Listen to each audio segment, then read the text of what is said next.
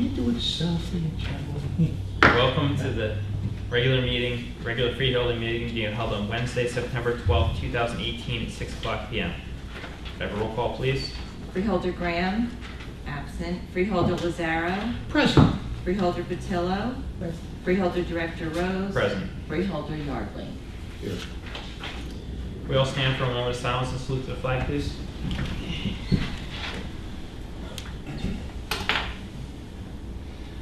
I pledge allegiance to the flag of the United States of America and to the republic for which it stands, one nation under God, indivisible, with liberty and justice for all. Pursuant to the Open Public Meetings Act, Chapter 231, PL 1975, adequate notice as defined by Section 3D of Chapter 231, PL 1975 has been made by regular mail. Such notice being submitted on September 6, 2018 from the Administrative Center of the County of Sussex, located at 1 Spring Street, New Jersey, the following: New Jersey Herald, New Jersey Sunday Herald, Star Ledger, WSUS Radio, WNNJ Radio. It's also posted on the bulletin board maintained in the Administrative Center for public announcements and has been submitted to Sussex County Clerk in compliance with said act. Can I have a motion to approve the agenda, please? So moved. Motion by Lazaro. Second by Patillo. Discussion. All those in favor? All those in favor? Aye. Those opposed? The ayes have it. The agenda is approved. Executive session, closed session. Resolution regarding providing for an executive closed session not open to the public in accordance with provisions of NJSA 10:4-12 et sec. Whereas the subject matters about to be discussed may be excluded from the public portion of the meeting by resolution of the Board of Chosen Freeholders as an exemption to the quote Open Public Meetings Act end quote pursuant to NJSA 10:4-12b. And whereas it appears necessary for the Board of Chosen Freeholders to discuss such matters in executive session, now therefore be resolved that the Board of Chosen Freeholders of the County of Sussex, in accordance with the provisions of NJSA 10:4-12b and NJSA 10:4-13, that the Board at this time enter into an executive session in which the public shall be excluded, and be it further resolved that the general nature of the subjects to be discussed relate to the following items authorized by NJSA 10:4-12b as designated below. Matters related to litigation, negotiations, the attorney-client privilege, specifically potential litigation solar project.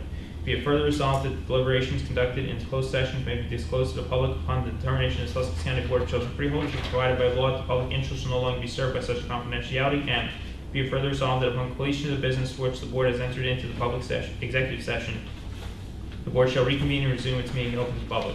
Do I have a motion to enter into executive session, please? So moved. Motion by Lazaro. Second by Patillo. Discussion. Roll call, please. Freeholder Graham, absent. Freeholder Lazaro, Yes. Freeholder Patillo, Yes. Freeholder Director Rose, Yes. Freeholder Yardley. Yes. Motion carries. We are now in executive session.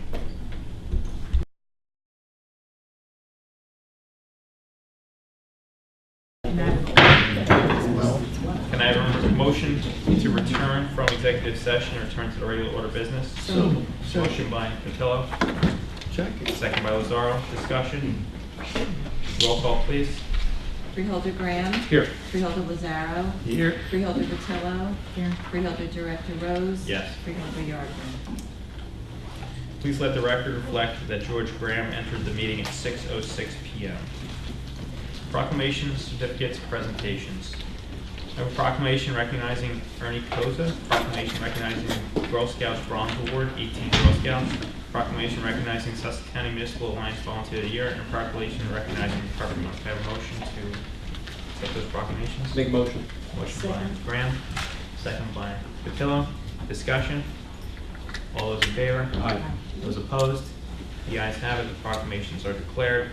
We have George Graham to give out the proclamation for Ernie Koza. Am I? I didn't know this. I feel like I won the lottery.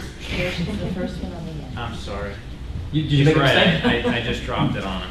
Thanks. But Miss Koza is here. Mrs. Koza is here with her daughter. If you And Ernie's in the recall, room. I can feel him. Just a few weeks ago, just before the fair, Mr. Koza passed away, and we'd like to present this proclamation to his widow and his daughter. I honestly had no idea that I was going to get the honor to do this. About a year ago, I don't, just a show of hands, anybody know Ernie Kosa? Hands keep coming up. If you think about it, you do know Ernie Kosa. Ernie Kosa was is still a jewel of Sussex County. He gave his heart, he gave his mind, he gave some interesting speeches.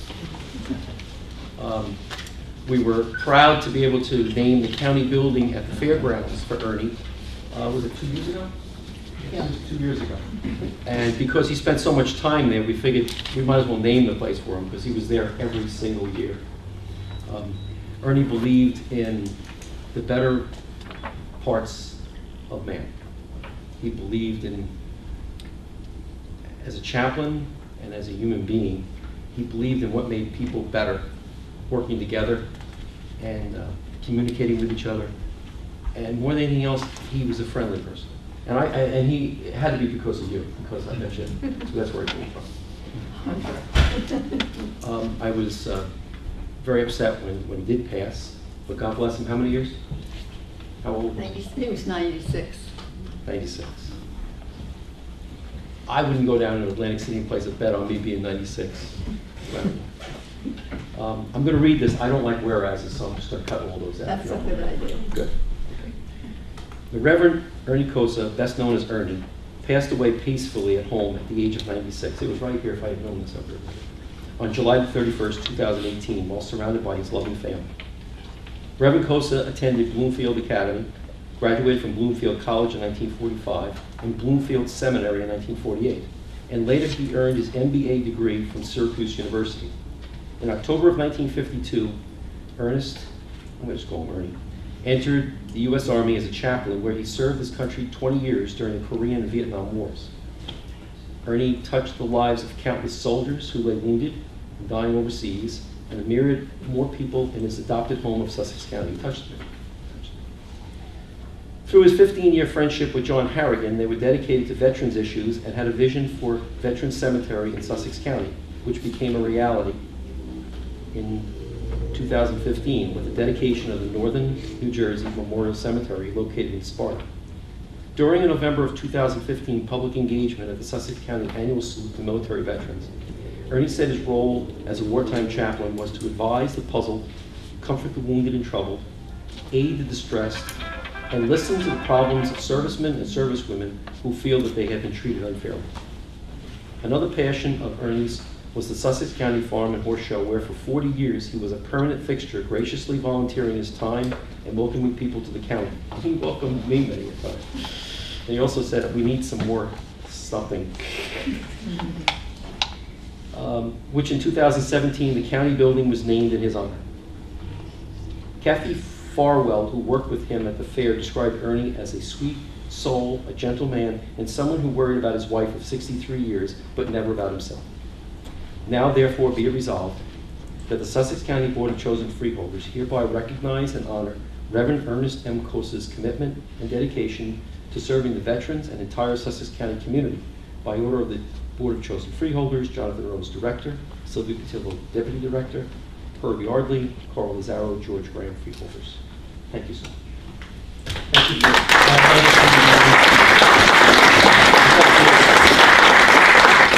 Talk a little bit about Ernie for a second. Oh my goodness, you've told all about it. He just loved working with all the agencies in the county and working for the county. He was very, right up until the last, he was making notes in his little black book of meetings that were coming up that he was going to attend. He thought he wanted to anyway, but he just was always there when he was needed, and that's what he did. He was a beautiful man. He served others, yeah. And he had a beautiful one. Thank you. Can you take it?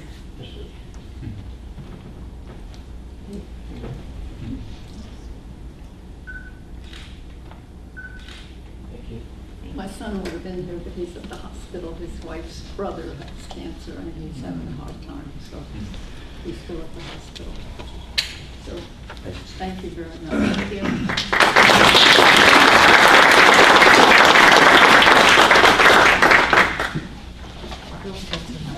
I was going to say, Sylvia just informed me that the Girl Scouts are not coming, and I said, looking around, doesn't look like there's 18 Girl Scouts here. The award is tomorrow. So Freeholder Patillo will present their award tomorrow night? Monday night is the Girl Scouts. Monday night.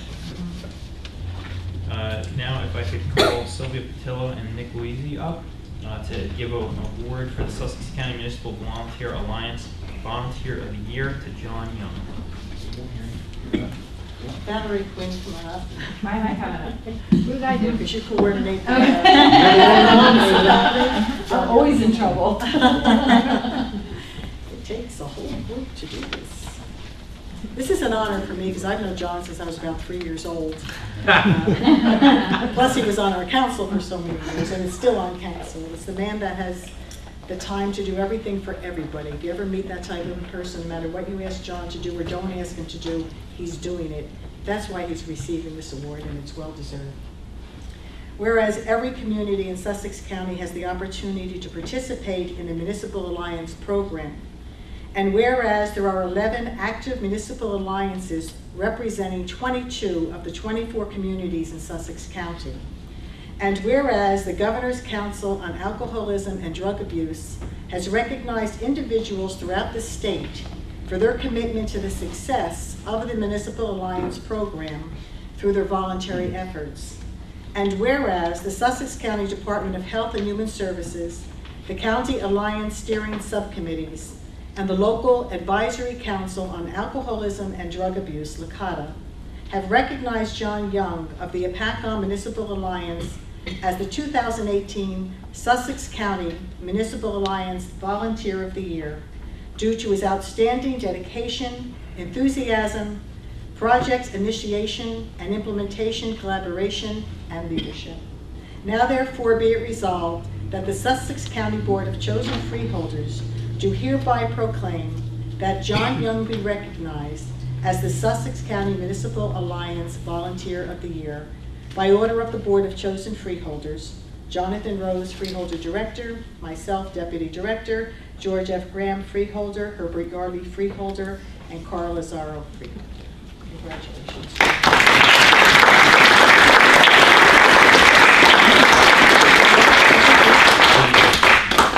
I just want to say that John is the type of person that doesn't look for accolades or for thank yous. As a matter of fact, if you're not watching, sometimes you don't realize how much he does, because he's the man in the back that does everything. So when you show up, you're ready to go.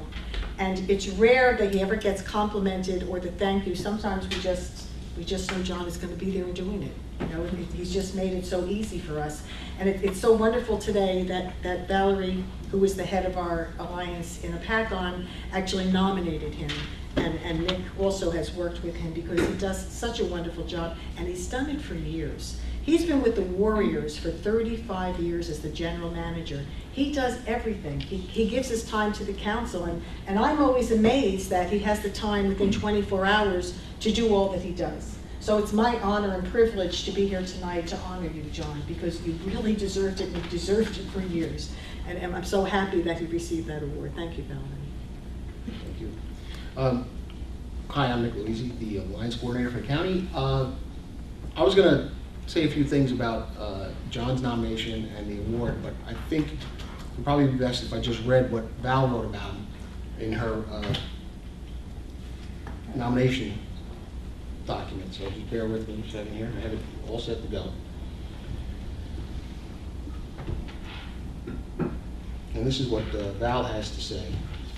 So I'm going to read your words, Okay. unless you want to do it. No, I can't. Okay. The Apacon Municipal Alliance's greatest asset is John's connections. We're so thankful we're able to use him as a liaison between the Alliance and the town. Prior to John joining us, we had town support, but John brings the knowledge, history, and legwork we needed to get programs implemented.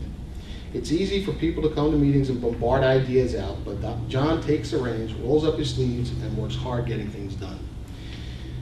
When I took over as the Alliance Coordinator, that's her now, okay, it was survival mode to keep the programs going. John is one of my core 3 volunteers and one who's always willing to help. Lucky for me, John volunteers to help before I'm able to delegate. A simple movie night is hours of work for John: preparation, setup, breakdown, and cleanup. I guess the guy with the biggest truck is always valuable, but only when he offers. John never says no. He always helps and uses every resource he has to promote and advertise events. Looking at all the programs John is involved in, you can see the pride he takes in Apacon And part of that is being the advocate for anti-drug abuse and alcoholism prevention programs. I honestly don't know where he finds the time for the Alliance.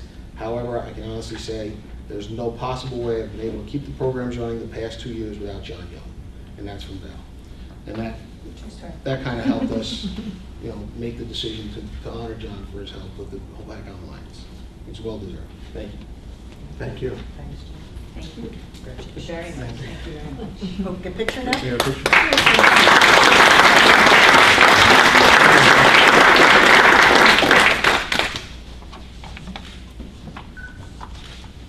Thank you. Thanks.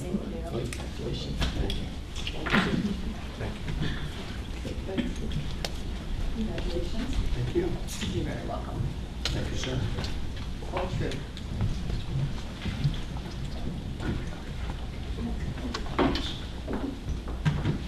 Now, Freeholder Carl Lazaro will give a presentation to Becky Carlson from the Center of Prevention for National in honor of National Recovery Month. Becky?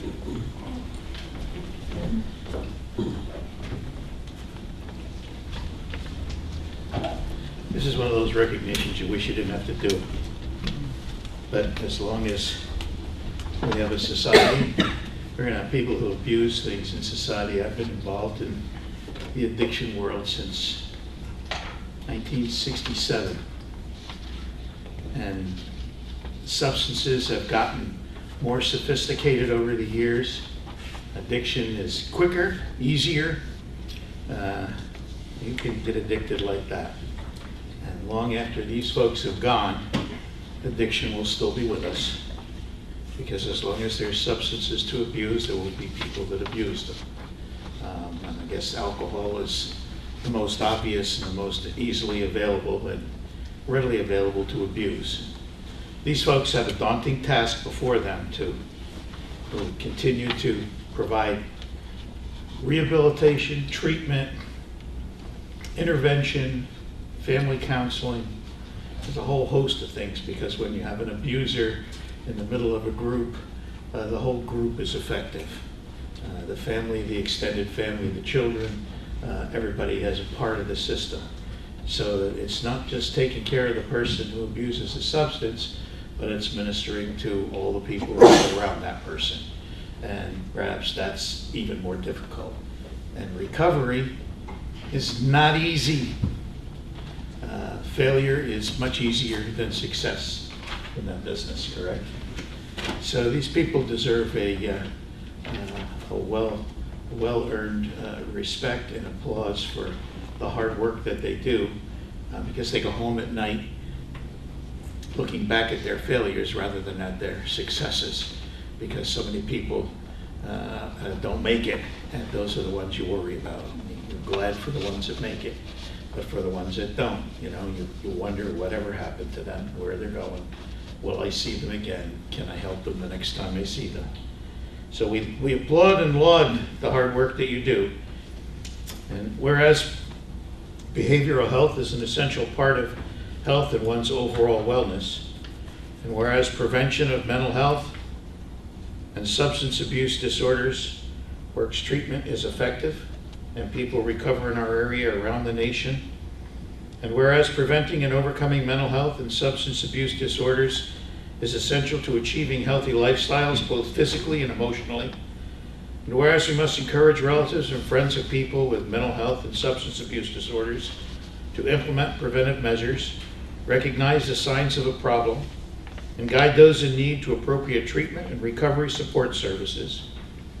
And whereas according to SAMHSA's National Survey on Drug Use and Health, an estimated 43.6 million, that's 18.1% of the Americans ages 18 and up experience some form of mental illness, and an estimated 20.2 million adults, 8.4%, had a substance abuse disorder.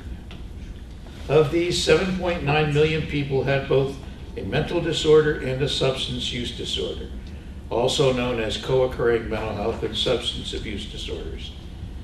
And whereas to help more people achieve and sustain long-term recovery, the U.S. Department of Health and Human Services, the Substance Abuse and Mental Health Services Administration, the White House Office of National Drug Control Policy, and Sussex County's Division of Youth and Community Services invite all residents of Sussex County to participate in National Recovery Month.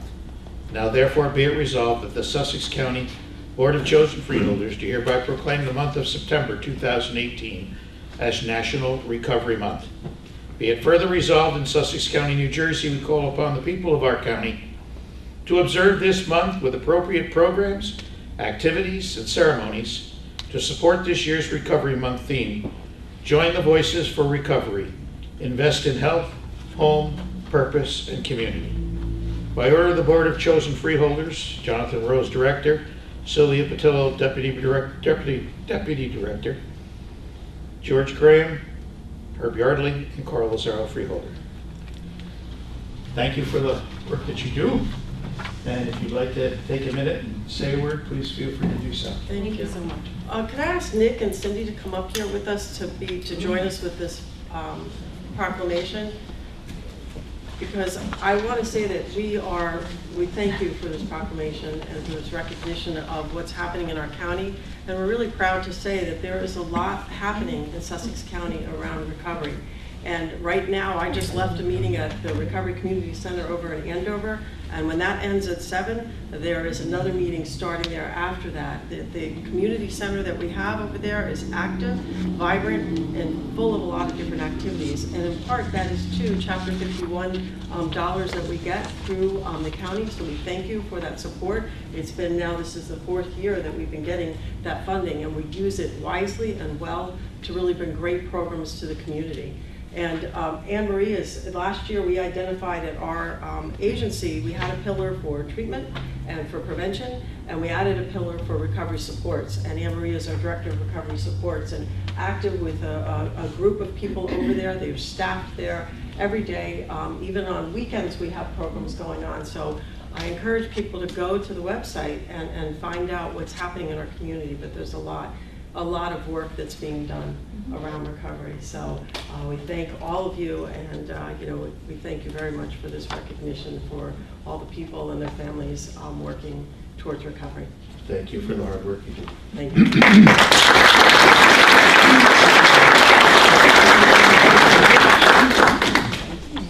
So you want to bounce out? The thorn between two roses.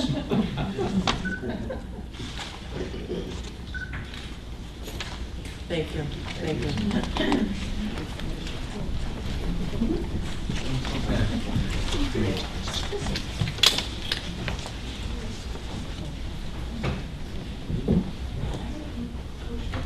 Now I'd like to ask Freeholder Herb Yardley to present our awards for the presentations done at the county building at the Sussex County Fairgrounds.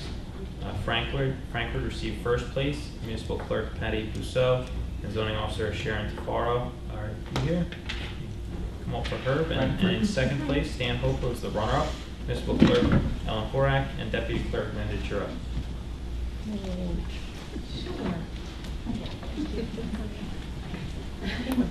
First one. Frank gets the Yeah, no, do we need to read the certificate? Stand up, so I want to give the, what's that? Okay, we're going to give the plaque. This is a plaque that goes to each municipality every year, something that the county has started. And it's something that will get passed to each town. So if you win it twice, well, you get it twice, and if someone else moves around. So it's a great idea. So let me just read what this says. Best of Show presented annually to the local government whose display during the Sussex County Farm and Horse Show demonstrates skill, ingenuity, artistry, and improvement, our understanding of what makes Sussex County a great place to live. Presented to you tonight by the Sussex County Board of Chosen Freeholders, to Frankfurt Township Committee 2018. Awesome. Okay? Thank you. Thank you. Thank you.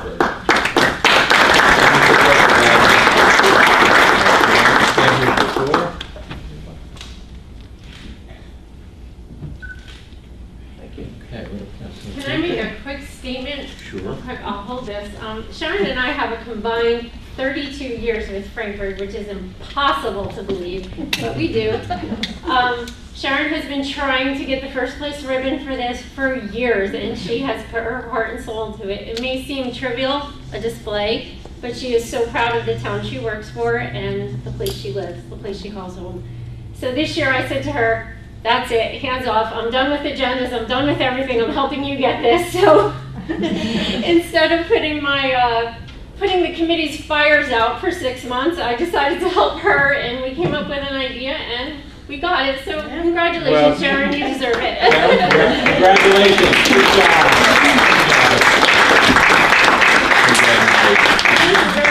This is Oh, ours, no, right? that's yours. Take that window. That goes into your building. We'll take it. Thank you. You don't have to give it back for a whole year. For a whole year. Thank you very All much. right, Stanhope, come on up. This is the honorable mention, Board of Chosen Freeholders Certificate of Recognition Honorable Mention, presented to Stanhope Borough.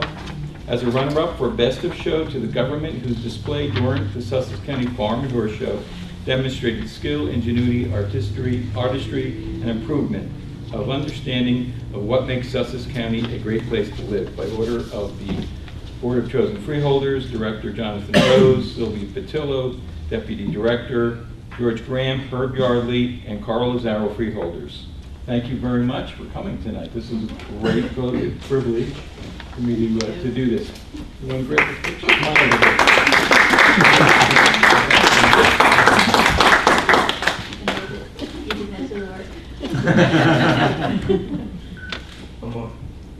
I'm sorry. Thank you very much.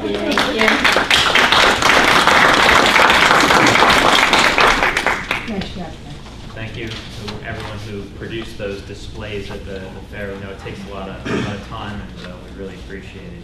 It makes that building really shine. Thank you. We have no public hearings. Public session from the floor. Please note everyone's asked to keep the comments to 5 minutes or less and only address issues regarding agenda items, followed by 3-minute response time from the Freeholder Board. Please state your name and print your name and municipality on the sign-in sheet. Can I have a motion to open the floor to the public? So moved. Motion by Patillo, second by Graham. Discussion. All those in favor? Aye. Those opposed? The ayes have it. The floor is open to the public.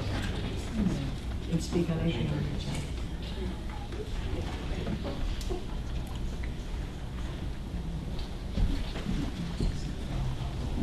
Hi, my name is Becky Carlson, C-A-R-L-S-O-N. I'm the director of the Center for Prevention and Counseling.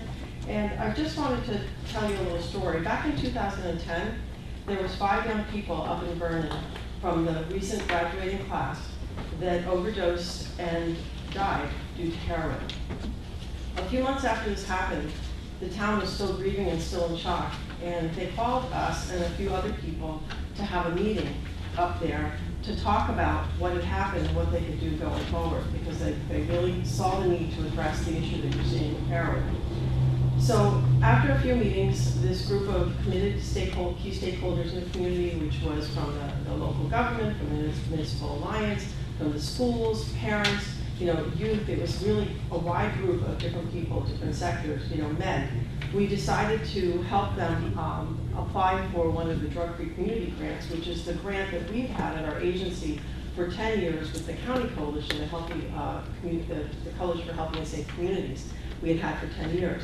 And they wanted to do something like that up there. What could they do? They were very concerned to address this issue.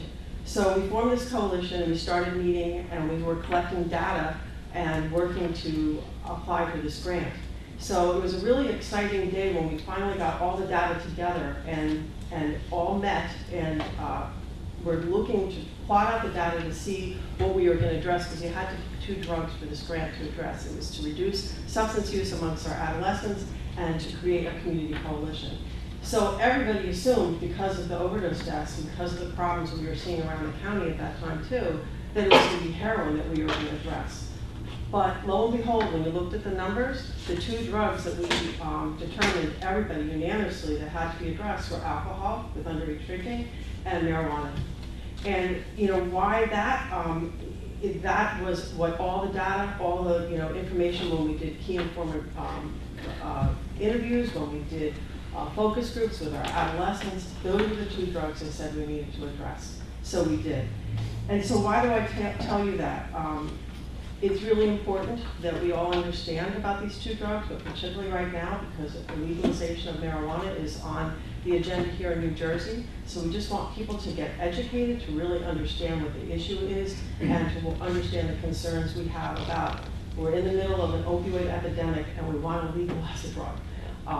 So we really want to just educate about that and have everybody be thinking about that and looking at some of the data. So I'm going to leave you with a little poster that shows some of the concerns that we have. I'll just give you that to pass down. And just ask you to reach out to us if you want any more information about this, and we appreciate Freeholders Patilla's interest in this. We have been having our last two conferences at our agency have focused on this issue, so we thank you for your time. Wow. Too loud?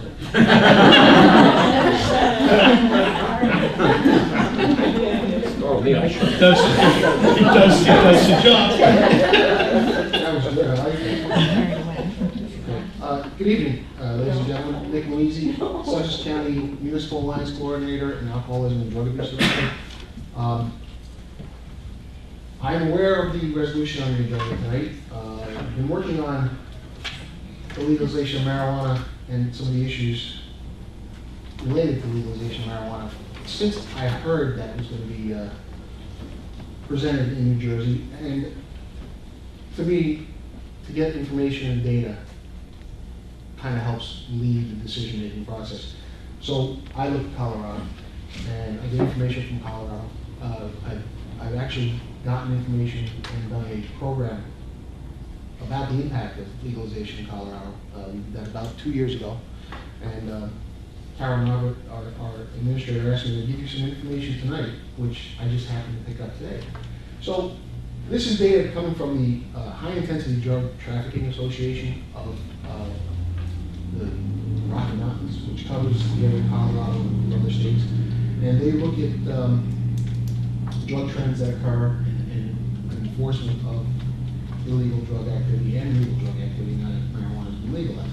And I want to share some statistics with you regarding what's happened in Colorado, which could very well happen here if it becomes legalized here. Since recreational marijuana was legalized, marijuana-related traffic deaths in Colorado have increased 151%. And this is opposed to non-marijuana-related traffic deaths in Colorado, which increased 35%.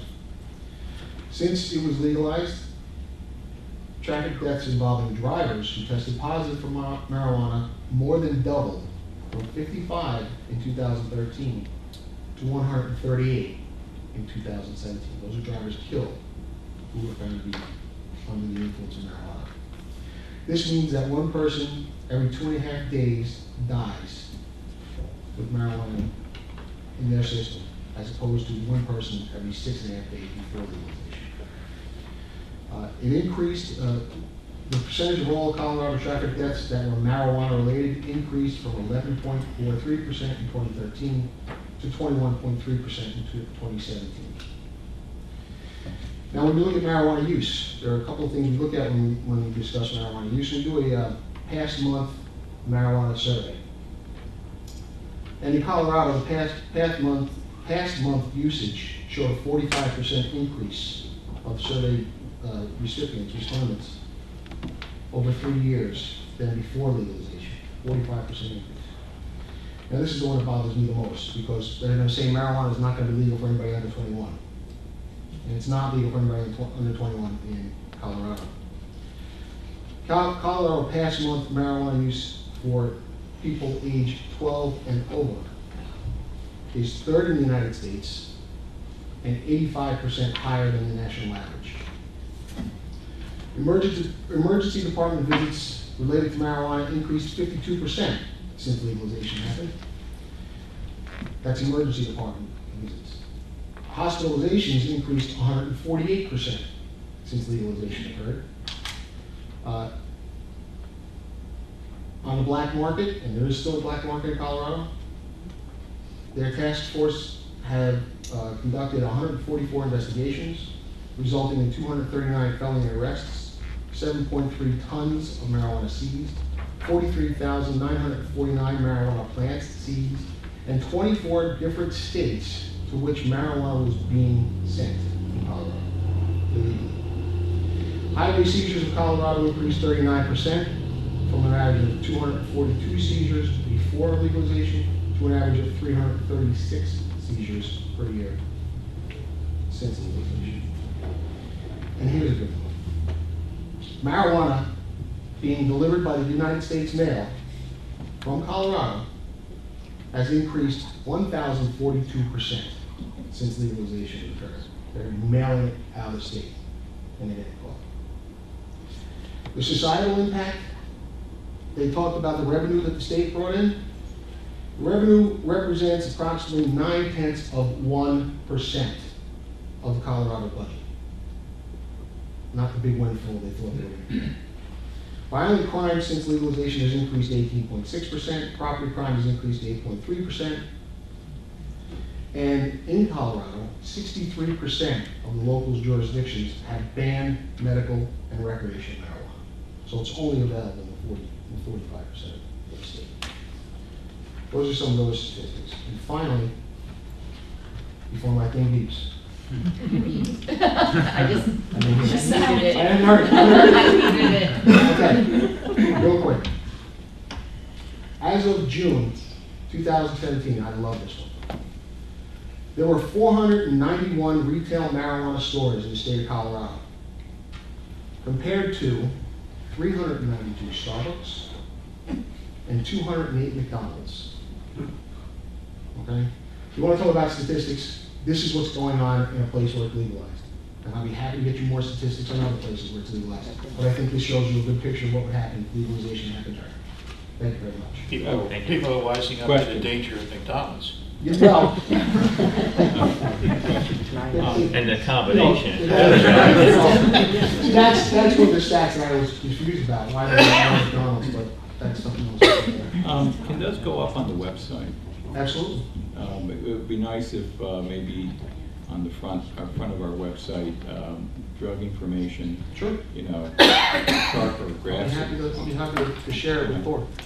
I'm sure Carol will figure a way out to do that. We'll get it. We'll get it. Thank you. Thank you. Oh, one other. Oh, sure. Can we get this sent to the governor in the form of? Yeah, that's in our resolution to be sent to the governor. All of the statistics? Oh, no, I'll we do it. we That's what I'm should talking send him a about. nice packet. Sure. Yeah. You think that's going to trump the revenue? No, it's not, but you know, this tells the story. Right? That's the story, and It does. They think they're gonna get a big windfall and they're gonna pay for a lot of things. It's gonna help with their budget. It really isn't. And when you talk about the unknown costs, who's paying for those hospitalizations? Who's paying for those emergency room visits? You know it's falling back on the taxpayer somewhere. You know, who's paying for the accidents, all of that stuff. So the societal costs far outweigh the benefit of the budget. Most of the revenue that comes in is going to pay for the bureaucracy to control it. Yes, that too. If I might ask, what are the statistics in another state that's comparable to that doesn't have legalized marijuana? Do we have those statistics? No, but I can get them for you. Well, I think it's important to take a look at those statistics, because some of the statistics that you provided just now are statistics that you can, like the going up by 151% on drivers, and that 151% may also be relevant to Kansas. It may also be relevant to Montana. Don't know. I've been to Colorado, and Colorado is different than New Jersey. There's a lot of things that are very, very different about New Jersey. And I completely understand what you're saying. And I'm not a believer in statistics, because statistics can be used in different Yes, ways. that's true. I can throw statistics out there and say something, make my point, even Yes. though that is an irrelevant point. Yes. But just hear me out.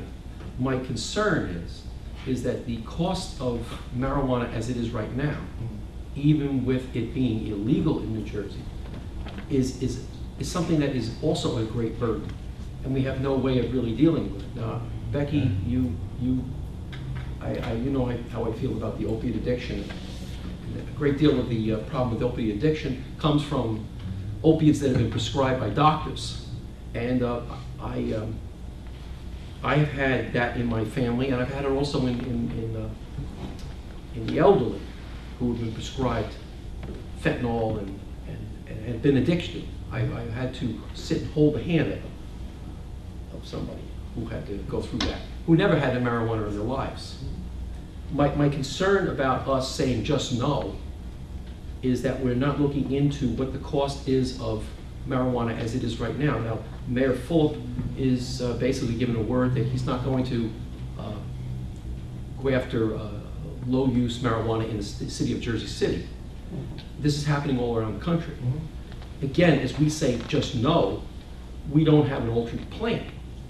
And I think we need an alternate plan because this is happening. Well, I think a suggestion that I would make regarding New Jersey would certainly be not to legalize, but I wouldn't be opposed, and this is just me speaking personally, I'm not speaking from my position, but I wouldn't be opposed to decriminalizing.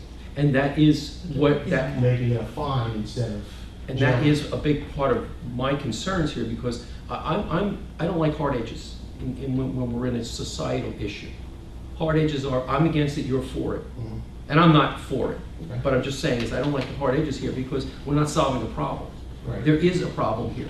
I sit here in the afternoon sometimes and I watch when we have all of the different agencies coming in here and discussing what their concerns are about the children. Truancy and violence in the home, and very often it comes back to drugs. And very often it comes back to hopelessness. It comes back to one person in the family who is either in prison or in and out of prison. So these things all have in play. But I don't think, I'm not particularly fond of this particular resolution tonight because I think it has a hard edge. I don't think it really affects the fact. I believe strongly that this is going to happen. I think that there's enough votes in the legislature. I think that putting 2% to try and handle what has to be handled is not nearly enough. But I do believe that marijuana is going to be used anyway. And I just think that we should take a broader view of it. Well, all those things considered and thinking about some of the things you said, I'm going to disagree with you a little bit on the inevitability of being legalized. There is a grassroots group in the state working very hard opposing legalization. There are people discussing alternatives, and I think this resolution maybe has a hard edge, but it could be used as a starting point for the discussion. And I think if we take a position, if the county was to take a position opposing legalization of marijuana, that would be a starting point, and maybe we can come up with some solutions later on that might be more viable. I think just, I'm not a just say no person either. And you know me, I was a police officer for 25 years. I was a DARE officer. I'm on the lead board of directors. I'm very well versed in the drug prevention and the costs and the societal costs of drug use from law enforcement perspective and from perspective of a prevention practitioner and treatment practitioner in Sussex County. And I think that the resolution that's being presented today would be just that, a starting point for a discussion later on alternatives. Well, I absolutely applaud what you do. I am a very, very strong supporter of the alliance. And you do reach it in that part. And Becky, going back to what you said about alcohol and marijuana as being the drugs that have to be addressed within the community, I absolutely agree with it. But alcohol is probably the bigger of the two. Well, and that is something that we are fighting a losing battle against. There's supposedly taxes on that that's supposed to help us out. Mm-hmm. We don't have taxes that are helping us out with that. Mm-hmm. My concern is that we don't have a mechanism to deal with the mental health issues on any of these drugs, whether they be marijuana or I don't want to go up to heroin because once you're stepping into that area, you're in another area. If we're going to get into the lack of capacity for mental health, that's a whole different.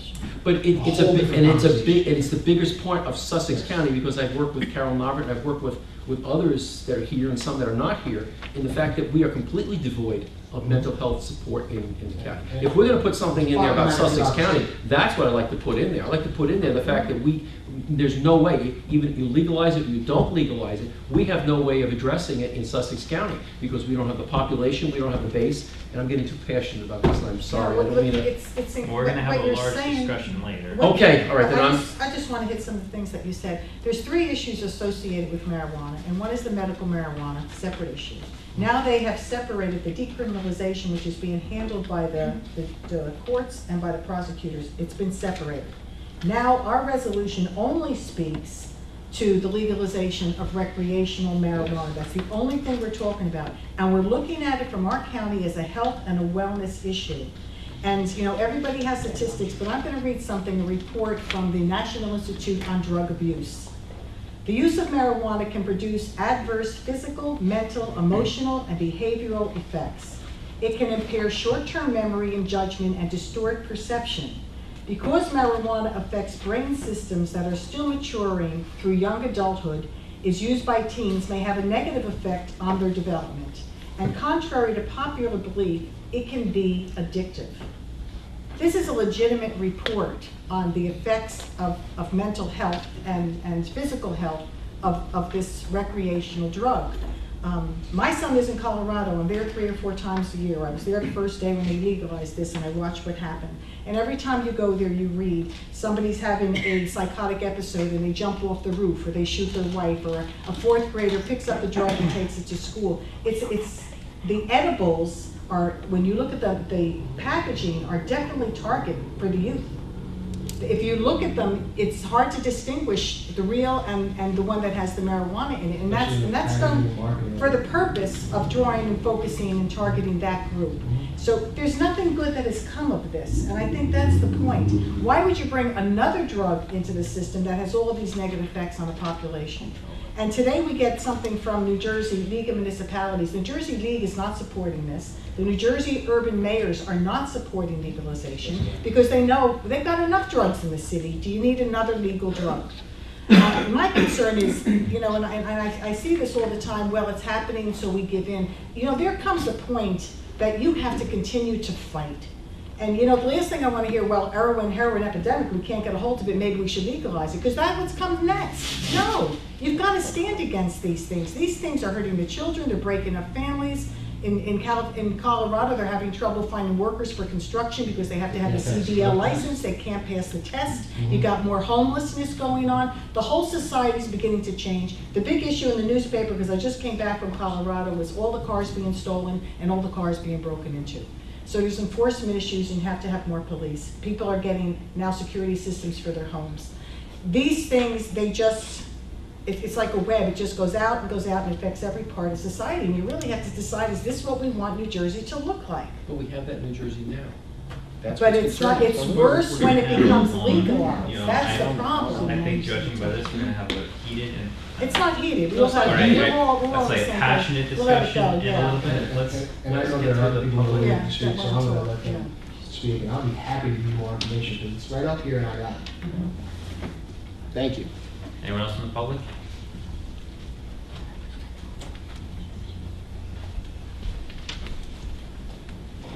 Good evening. My name is Tina Howie, spelled A-U-E. I'm the director. Sign in, Tina. Oh, sure. I'm the director of prevention services at the Center for Prevention and Counseling.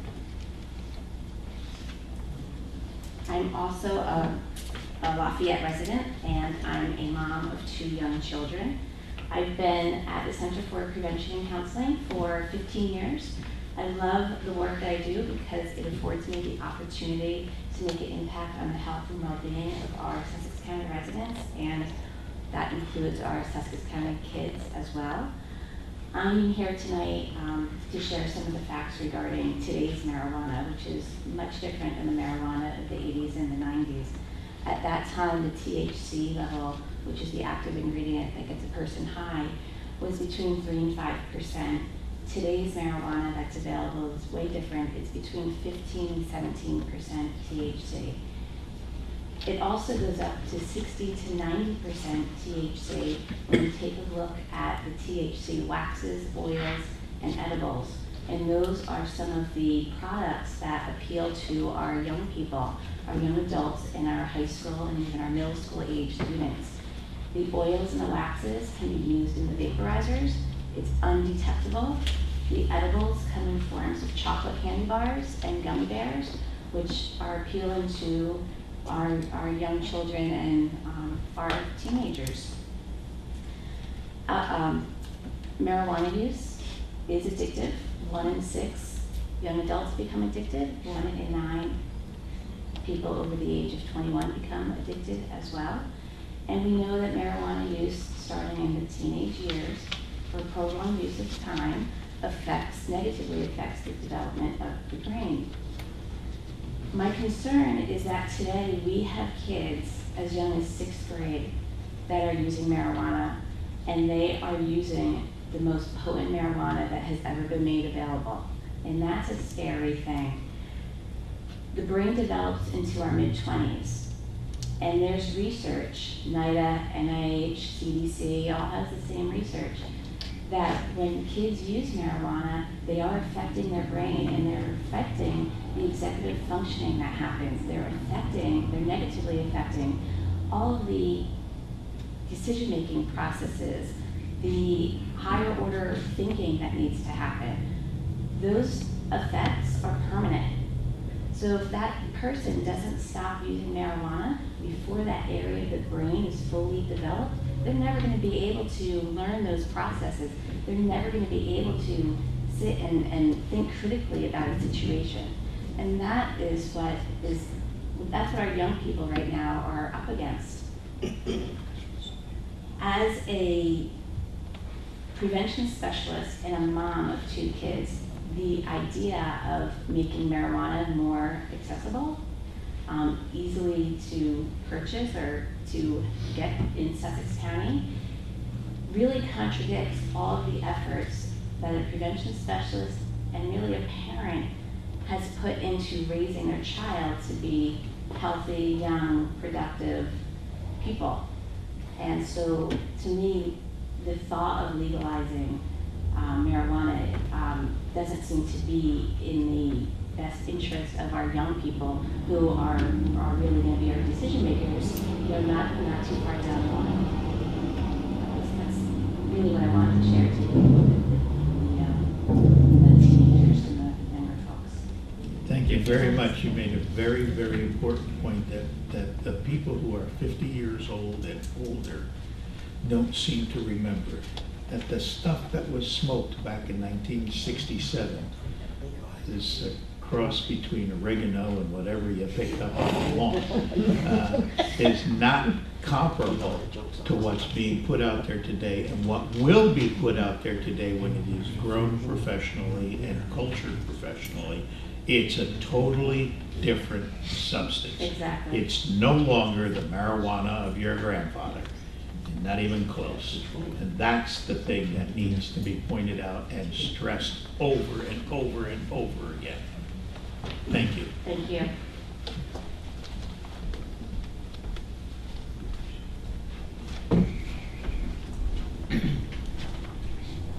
Good evening. My name is Jennifer Boyle and I work at the Center for Prevention and Counseling. Jennifer, can you sign in? Yes. Thank you. With working there, not only am I on the prevention team, but I'm also a counselor within the agency. And I wanted to speak to you about some of the adolescents that I currently have that I'm working with right now. With the ones that I'm working with, there's about 12 of them on my caseload right now. And I work with primarily high school age students who have been sent to us through probation, JCC, or the schools. And they're all there for marijuana. Some of them have been sent to us because they got into trouble because of drinking alcohol. But what keeps them with us is the marijuana use. Right now, our adolescents are facing mental health that is stronger than ever. They're all dealing with anxiety and they're using marijuana to be able to deal with it. However, it's not a healthy thing. It's not teaching them the coping skills that they need to be able to live a healthy adult life. So what we're showing them with smoking marijuana and having it available is that it's okay. Recently, I had a conversation with my boys about where and the things that they can do that are safe for them where they're not exposed to marijuana. And they said, it's everywhere. There is nowhere I can go that it's not in front of me. And they're already expecting legalization to happen and for it to be even more prominent and in their faces. So why are we letting that happen? Why are we going to put it more in their areas in Sussex County where it's going to be more readily available for them? So that really is just the point that I want to make to you guys, that teenagers, adolescents are already thinking about this and aware of it happening. And even with it not being legal yet, it already is there. So what are we going to do to prevent that from happening? So thank you. Anyone else in the public?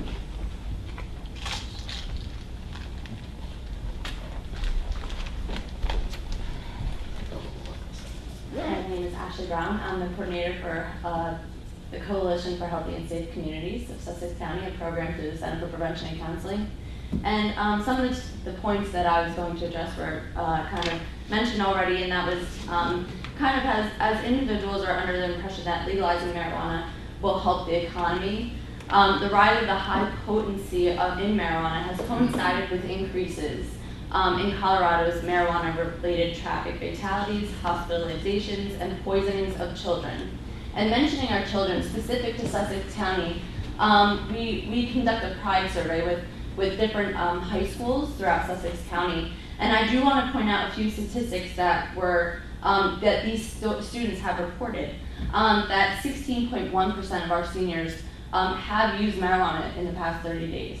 And also that their perception of harm, that 63.8% of them do not perceive it as a harm to themselves. So those are really speaking to the children, or to the students that we deal with as well. So just keeping that in mind, that as we move forward, that our youth are being impacted, and this does reflect on how they perceive the legalization of marijuana, and as that conversation keeps coming about, that kind of can change their minds as well. So thank you.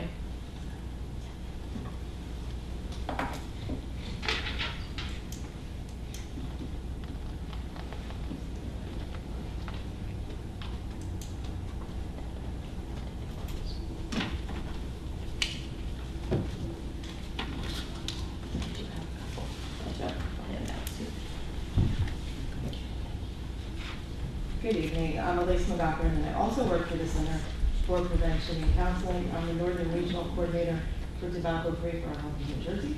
And I'm speaking tonight from a perspective of I'm a Sussex County resident. I live in Hampton Township. I'm a mom of a 15-year-old and a 19-year-old, a prevention specialist, and I'm also a former educator in the community. So as you've already heard this evening, our concern for youth, brain development still happening up to the age of 25, the impacts on their education, their ability to learn and to focus. Something maybe we haven't talked about too much, but even the workplace was mentioned a little bit. When my 19-year-old was home from college, held 2 jobs this summer at White's in PetSmart, and he had to go take a drug test. He was given a job dependent on passing a drug test, which he could go do very easily. That wasn't a problem. But he did share with me how many people he knows that would be a problem for, because he probably wouldn't pass the drug test. So again, just having you also think about the impact of legalization on businesses. Legalization equals social norming, making marijuana normalized. And as Ashley said, it's already a substance with low perception of harm. So thank you for your time. Anyone else from the public?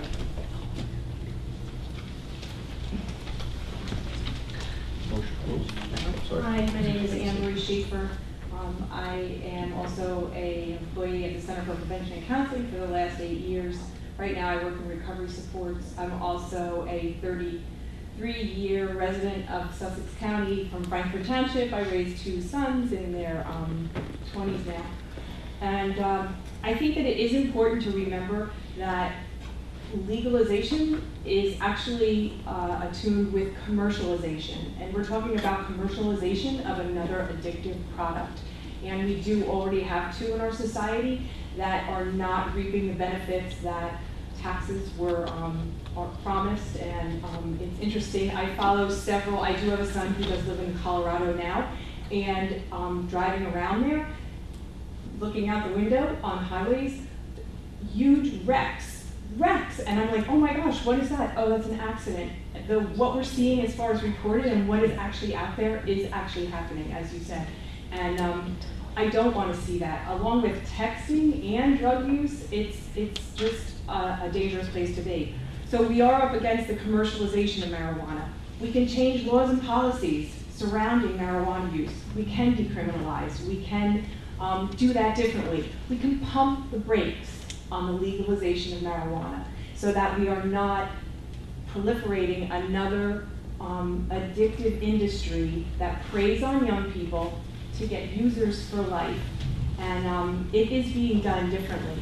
If you follow Project SAM, learn about SAM, I just got a tweet as we were sitting here, and it actually is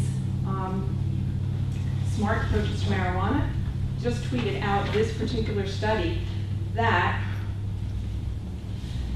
a new report, drug driving went from killing roughly one person every 6.5 days to now killing someone every 2.5 days. This is in Colorado. Marijuana positive deaths have doubled. Regular marijuana use among the general population has increased 45%. Marijuana use, as I said, is higher than 85% in the nation. The report also found that youth marijuana use increased 5% and is 54% higher than the national average. The number of highway seizures of Colorado marijuana increased 39%. So the overall picture, I encourage you to follow, if you are on Twitter or social media, follow different police agencies in Colorado and see what's happening out there. And that's a great way to know what's going on, but thank you. Anyone else from the public? Seeing no one from the public, I'd like to make a motion to close the public session to the public and return to regular business. Motion by Patillo. Second. Second by Lazaro. Discussion. All those in favor? Aye. Those opposed? The ayes have it. The floor is closed to the public.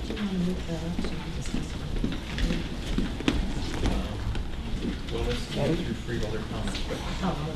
We next have freeholder comments. Fairly Graham.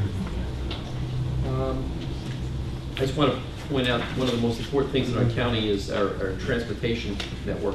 If you don't have a car, getting around is very difficult. On September the 18th, the Transit Citizens Advisory Committee has an annual public hearing. It's very important, primarily because it's the time that we hear what it is that we have to improve on. Among those people that are there are usually New Jersey Transit themselves, so it's very important. Again, Tuesday, September 18th, and it's the annual public hearing at noon, and it is at the Performing Arts Center, Sussex County Community College. This is the time of the year when flu vaccines are very important, and Sussex County provides flu vaccines. We put our schedule for flu vaccines on the website, I would hope? Yes. Okay, so instead of me going down and listing off a bunch of times and dates that nobody's going to remember anyway, it'd be better if we just put them up on the website. I'll keep it brief.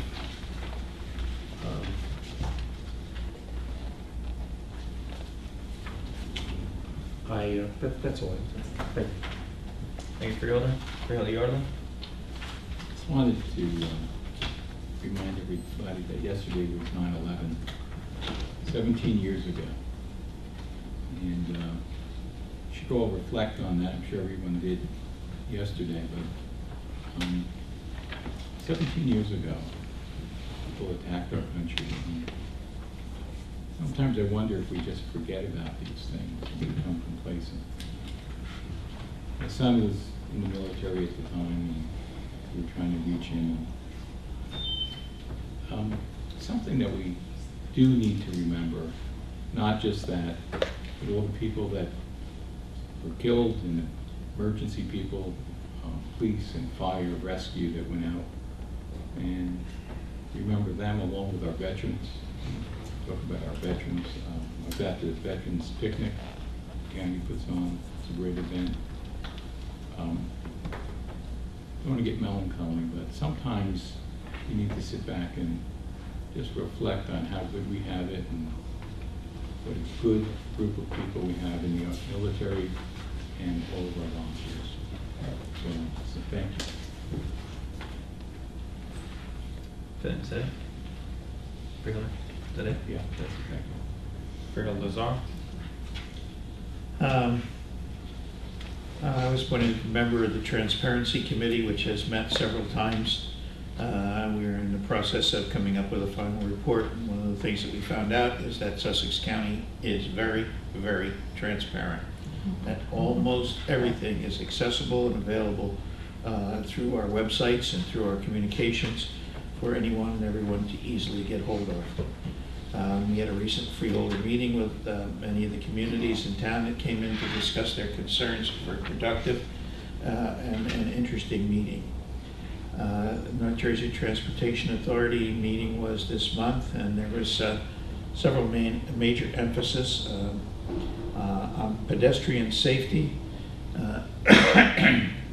Many communities, I think Apacong is one of them, has put quite an emphasis on pedestrian safety. You can see some of the signs that are around here in Newton, where we tried to get little lights in the street, but they wouldn't give us those. They wanted to have signs instead, so now we're signed to death. But people still, and pedestrians, have a responsibility as well as drivers do. That, you know, drivers are, it's a new process learning to stop for pedestrians. Pedestrians who step off the curb in front of a moving car, sometimes that car isn't going to be able to stop in time, especially if there's an older person driving and they have never been used to stopping at pedestrian crossings, and now all of a sudden they have to reorient their thinking to do it. You're going to get hit. So please, as your mother told you, look both ways before you cross the street. It still holds today. Mary Amin was appointed the executive director of the North Jersey Transportation Authority after the previous director retired, and she resigned and went to be on the board of Port Authority. There's major discussion on bicycle lanes on the George Washington Bridge, and I don't think that's going to go anyplace, but bicycle people like to ride on the bridge. Freight initiatives and reliability performance goals were discussed at great length. You'll be happy to know that New Jersey is meeting and leading the states in air quality reduction goals are met and exceeded, especially in the corridors in northern New Jersey, where all the factories and the freight yards and everything are. Government moves slowly, as you all know, and if you don't, I'm telling you that it does. And it's taken years for this to take place, and it slowly takes place. Planning Board met this month and passed a couple of waivers for people to complete their businesses and get moving. Planning Board is being very open and supportive of growth in Sussex County, and we're doing whatever we can do to make growth happen quicker, efficiently, safely. Our engineering department has done an outstanding job in supporting this. I wanted to make note of project completion notice that just came out, and I just want to read this to you because I think this is pretty awesome. The 2017 program for paving in Sussex County has just been completed. It started with all the weather that we've had to disrupt it. It started April 17th, and here's a list of what's been done. 519 Ridge Road has been completed, repaved. 618 Willows Road was completed. 619 Sportswood Lake East Side was completed. Limecrest Road was completed. Madison Schoolhouse Road was completed. Deckertown Turnpike was completed. River Road was completed. 521. 637 Blair Road was completed, and 517 Munson's Corner Road was completed. That means the pavement was taken up and replaced. Striping and pavement markings completed on Ridge Road, Willows Road, Swartswood Lake East Side, Madison Schoolhouse Road, Limecrest Road, Deckertown Road, River Road, 521, 637 Blair Road, and 517 Munson's Corner Road. The Division of Engineering supervised that project, and Schifano Construction, which has done work for us before, did an outstanding job in getting it done quickly, efficiently, and with good quality work. So I think that should be noted, and they did a fine job. And finally, as was mentioned earlier, flu shots are coming out this year. Get your flu shot. Those of you who are over 65, do not forget to get your pneumonia shot. That's all I have. Thank you, Freeholder. Deputy Director Patillo. I would like to thank the county and all of the towns that held services for 9/11. Many of you may not know that out of the 3,000, almost 3,000 victims, there still remains over 1,600 victims remains that were not identified. So many families are still grieving and there hasn't been closure for them. And it's nice to be able to go and gather with people and have a remembrance ceremony for all of those that have been lost and for so many people that are still grieving through the process. We're having a health forum on October 11th for all the municipalities. I hope that you'll sign up. We have a tremendous amount of information to give you. There will be a breakfast and it starts at 8:30. It'll be held at the college. So if you haven't signed up for October 11th health forum, please come. It's one of our biggest departments and have tremendous amount of services that we want to give you all the information you need for your municipalities. And last is Sussex County Day. Is going to be on Sunday, September 16th. And that's at the fairgrounds in Augusta, and we'll all be there, so we hope that you'll bring friends and family to come and enjoy that day. And I want to thank everybody that worked so hard to make that day possible. That is a tremendous amount of organization that goes into this. Thank you.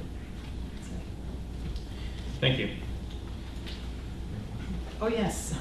I'd like to make a motion to go out of order and to move 14E up in front for discussion, and that would be the resolution for against the legalization of recreational marijuana. So just to be clear, the motion is just to go out of order to consider 14N. We would still need a motion to consider 14N.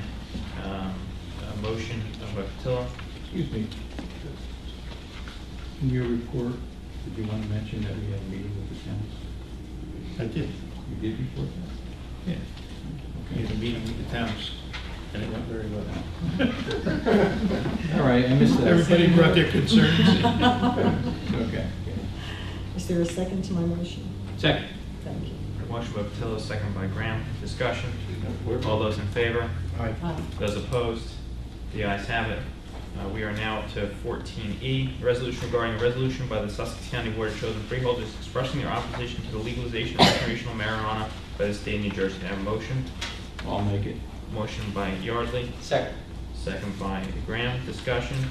Yeah, I would like to say a couple of things. There's a couple of people before we vote that I want to thank. When we were discussing writing a resolution, we were looking at resolutions that came in from different counties, and we decided that that just wasn't the type of resolution that we were interested in. We wanted to really address the health and wellness issues associated with the drug. Lucky for us, Nick had started this in 2016, and he actually had a resolution written that was very apropos to what we wanted.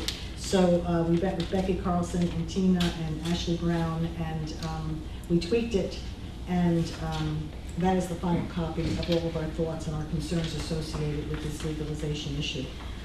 So I want to thank all of them for all of their help and their expertise, which is, they're just phenomenal, everyone up there. I also want to recognize the following people on the boards for their good work and for their advocacy for this resolution.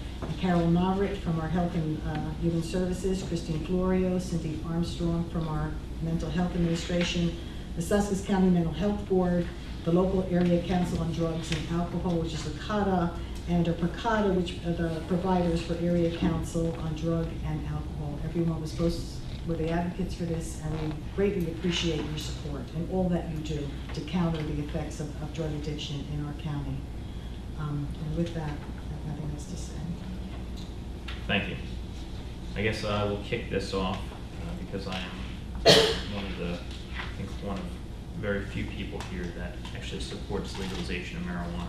I want to go over a few points why I feel that way, to give you my viewpoint on things, and I do plan on voting no on this particular resolution. I think that drug use is a complicated, difficult topic. I think that it is primarily a mental health issue and not a criminal issue. I think that when we look back at the war on drugs, it's been an absolute unmitigated disaster for civil liberties and the Fourth Amendment in particular. I also see that the drug war has been a failure. Beware anytime the government declares war on something. What we have after 40 years of the drug war is drugs more readily available to the general public at a higher potency than they were before the war began. So I have to ask myself, with all this money, effort, and lives spent, where have we gotten? I see people's lives destroyed by the criminal justice system just as much as I see people's lives destroyed by the horrors of drug use and drug addiction. And I think we need to break that and to start treating drug use or drug addiction, not necessarily drug use, but drug addiction as the mental health issue that it is. And to that end, I think that at a minimum, decriminalization and maximum legalization is where we need to head as a society for marijuana. Now, you've heard the bad statistics about drug use, and we all know that it can be dangerous and it can kill people. I have 2 points. First is that what we don't hear about happening in Colorado is those lives that haven't been destroyed. Those people that smoke pot or do drugs maybe once a week, once a month, once a year, it's recreational and nothing more, who then get snared by the police, get pulled over, and whose lives are torn asunder, perhaps losing a job, perhaps losing their house over this, and never to be able to put back together for something that is what we might consider malum prohibitum versus malum in se. Malum in se is things that are bad in and of themselves. These are things like kidnapping, rape, murder. Malum prohibitum are things that we, the government, have declared are bad, and therefore they're bad. And I think that there's an important distinction between those two.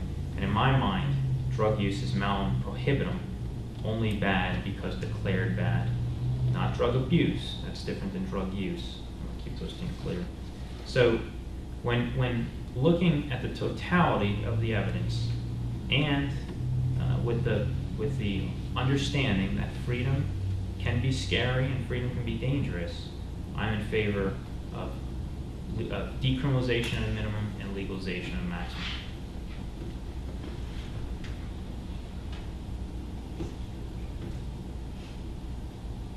Left you speechless? Once people throw Latin at you, they're really. I can't. This is rare, folks. It's rare. We can't Google. Can't keep the freeholders. I think the decriminalization is happening, and they're two separate issues. And we're trying to address this on how it's going to affect society as far as health and wellness is concerned. And there isn't any report that you read, and there's so many different places that you go to get these reports that are telling you that there is a physical, there is you can go into hallucinations, you can have psychiatric episodes, psychotic episodes. I mean, there's all kinds of things associated. And because of the strength, that it's genetically stronger than it used to be. Because of that strength, it's causing all kinds of problems. And you know what the problem is too, is that these kids, they try this and they don't get a second chance. All of a sudden they're addicted, or all of a sudden they have a problem, or all of a sudden something happened, all because they just tried it once. Everything is so much more dangerous today than it was when I grew up. And I just think we have to take a stand against it. I think the best way to do it is exactly the way that we wrote this resolution, and that's to speak on all of the health issues associated with the drug. Do you really want to make it easier and more available?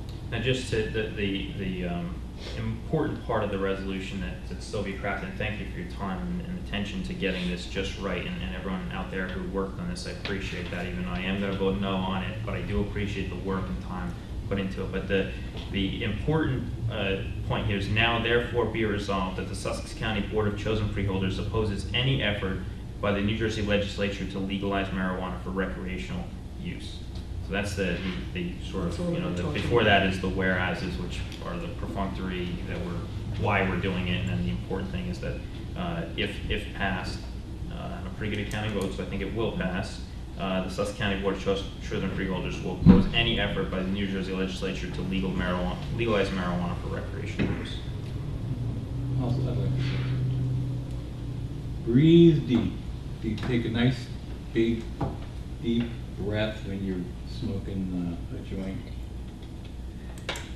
You know, we banned cigarettes because of the the heavy load of carcinogens in there. I'm sorry, thanks, my mind went blank.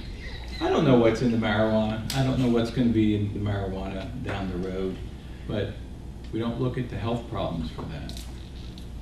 We look at asbestos, and someone says, how can you compare this to asbestos? Well, there are potential lung problems, learning problems, mental problems, problems that we just overlook for some reason with this drug. And the problem with this drug is right now, there are people that would like to smoke marijuana, but they can't get it. They can't get it, and it helps them. Because how many of those people who are going to smoke marijuana say, geez, I'd like to try that, will end up smoking it every day, or will become addicted to it, or will end up down that road?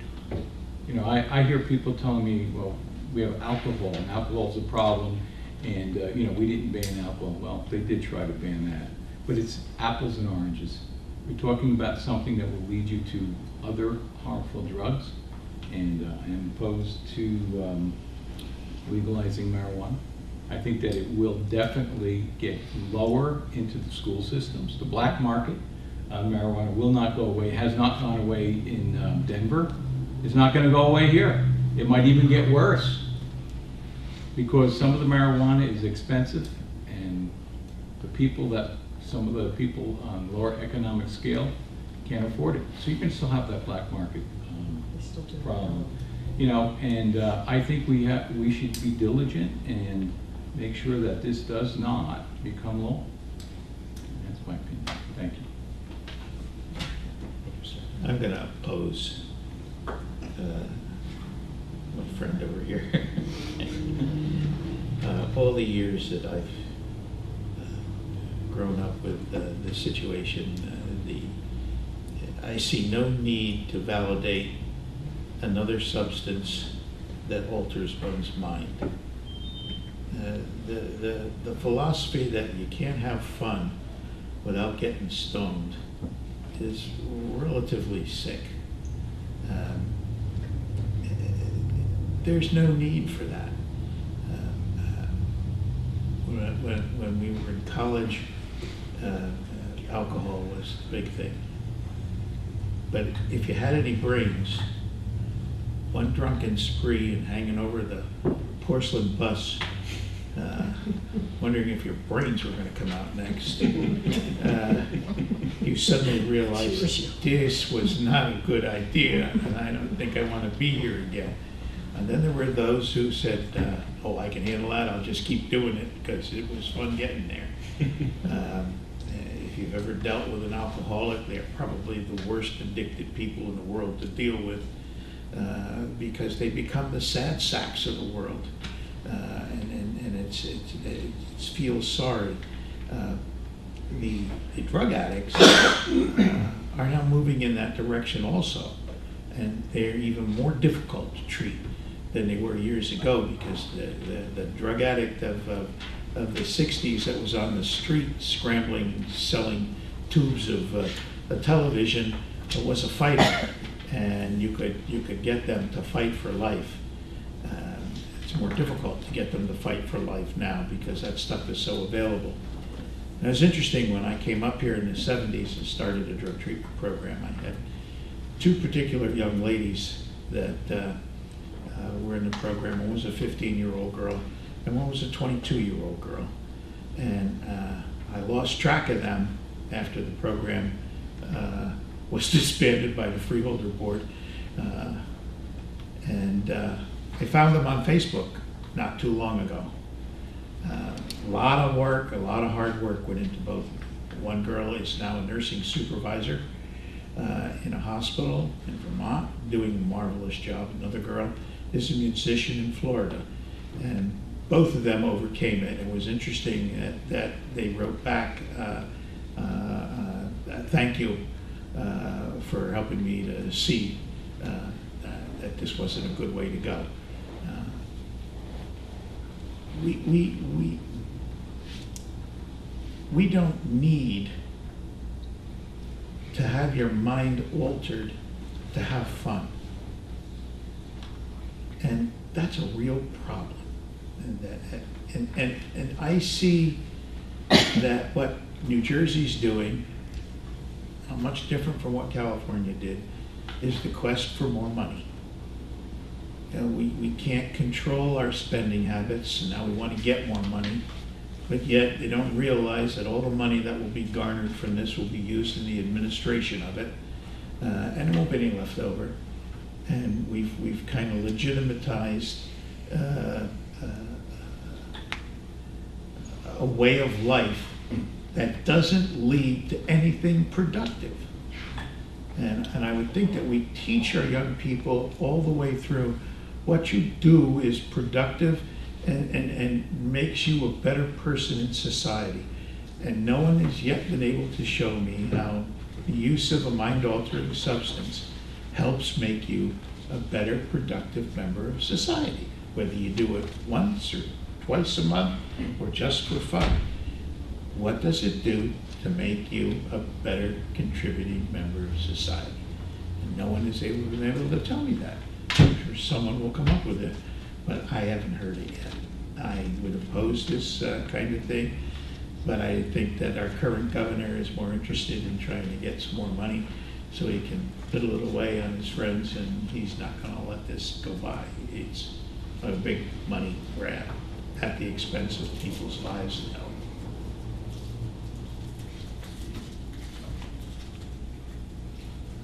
Freeholders are, I think that you should be careful with the line of reasoning that that something should be illegal just because it doesn't make you a better contributing member of society. First, I would say that there is a danger in who gets to judge whether someone is a better contributing member of society. And secondly, there are any number of things that we do on a day-to-day basis that doesn't contribute to making us better members of society, yet we like to do them or we enjoy them. And if we were to make all those things illegal, I suspect that we would have pretty bad lives. And so what I'm arguing here is that freedom, giving freedom to people, yes, freedom is dangerous, but people can make choices for themselves. And it doesn't necessarily need to involve the government or the criminal justice system when they make those choices. And I believe strongly that people, when given choices, generally tend to make those that are best for themselves. Yes, sometimes people make bad decisions, but I still think it should be up to the individual to be able to make those choices. I'm going to weigh in on that, and then I'll not get back and say just one thing. When someone is addicted to a drug, they lose their ability to reason their way out of it. What happens is you don't have the ability to really see yourself in what you're doing. It takes a professional to intercede. You have to reach a point where you may be dying and get brought back to life, especially with heroin or something, heroin. The problem, it's the same thing with alcohol. An alcoholic doesn't see it because they do not have control of what's happening and they need help. And I just think that by legalizing marijuana, it's going to exacerbate the problem on a national, well, in New Jersey, and I think as we go through the country, it's going to get worse. And I think that just saying that you can't ask somebody that's become addicted to a drug to act rationally. Doesn't happen. I think the biggest argument that I get when I speak against legalization of marijuana is that people go back to the 60s or the 70s, whatever they were familiar with. This is genetically made stronger, purposely. It is addictive. It's not a safe drug to be out. And why would we take something illegal that we know and have reports all over the place that it is harmful and then give it to the society? And especially the people that are looking for it now, or the young kids, they'll tell you it's a plant, it's like a vegetable, and there's no fear of this drug. You know, maybe an adult would have more fear if they understood the potency of the product, but the children don't. And these things are targeting our youth. Right now we have a vape problem. You know, we can go back and we can talk about what's going on with these vapes in the schools and everywhere else. So to take another drug that we as adults and have the ability not to put on the market and then say, oh, the heck with it, we know it's bad, we know it's going to bring health problems, we know it's addictive, it could destroy the brain development of the kids, we're going to put it out anyway. And we're going to hope that society makes the right choice. Why put it out? Right. Yeah, go ahead. Let's speak up. I did. And I was smacked with a newspaper. I do appreciate your passion over this issue, and I take your concerns very seriously. You know why I'm passionate? Just give me another minute. It's because I've worked with these people. I yield to them. Since 2000, I've worked with Becky, and I watched this woman bake cookies, put 9,000 million things into one little car and drive her all over the county to educate people and warn them, to sound that alert that there are products out there that are harmful to your health and to your family. We did the largest project alert in a PAC-on, the largest one in the whole county, if you remember. And we had standing room only. And she came in and she did all of these things, and the big drug at that time was the ecstasy drug, remember, and all the lollipops and the other things that were associated with it. And the reaction of the people there were, oh my God, I had no idea, right? When you go in and you get people to come into these programs and things that they put on, and the reaction is, well, you should tell everybody. Well, you know what, we're trying to tell everybody. And as people learn and actually are educated on the truth and the potency of these drugs, they realize this isn't something they want to hand their children. And as an elected official in myself, I'm not going to hand to anybody's children what I wouldn't hand to my own. I'm not going to support something that has the ability to destroy the destiny and the future of our youth. And that's what this is doing. And when I pick up these things like this article from New Jersey League of Municipalities, and it's about what the governor and the Senate is talking about, it's all money related. Nobody says, well, we know that it's harmful, but nonetheless, we just need money. But that is what they're saying. Although that part of it isn't here, that's exactly what we're saying. We don't care that there's health issues. We don't care that reports. We don't care what's going in Colorado. We just need money. And this is how we're going to get it. So it's you're getting it on the back of your residence. That's how you're getting it. So I'm not going to say anything else. George, I'm sorry. I don't believe that. I don't believe that either. I'm sorry. I guarantee you're going to say something. I'm fundamentally against the legalization of marijuana. This generation of marijuana. I'm fundamentally against the edibles. Nick Ruizzi was talking to me about a program they put on a couple of years ago, and it was eye-opening about injecting THC into gummy bears. Gummy bears do have an inherent look for children. Most everything we've discussed here has been children. We're not really discussing adults. I don't usually watch the news, the local news, unless there's nothing else on. I usually find something else, Seinfeld or whatever. But I turned on the TV the other night, and I was turned on Channel 2 News, and there was a report about these people that were laying in the street in Bedford-Stuyvesant, because they had overdosed on K2. I don't know what the heck a K2 was. I know what a K9 is, but I didn't know what a K2 was. K2 is an infused marijuana. So what you have is your black market infusion of drugs that is making people even more sick and more desperate. The whole opiate addiction becomes a horrible situation, but now we have fentanyl. Now you have a lethal situation.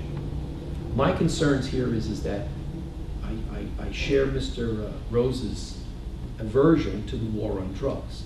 I don't think the war on drugs has gone anywhere. And I'm not advocating legalizing everything. There were those that legalized giving out free needles so that people didn't wind up with AIDS or hepatitis or whatever it is. And the point about what I'm rounding into here is that if everybody here thinks that there is one solid, great answer, let me know what it is, because I don't believe there is one.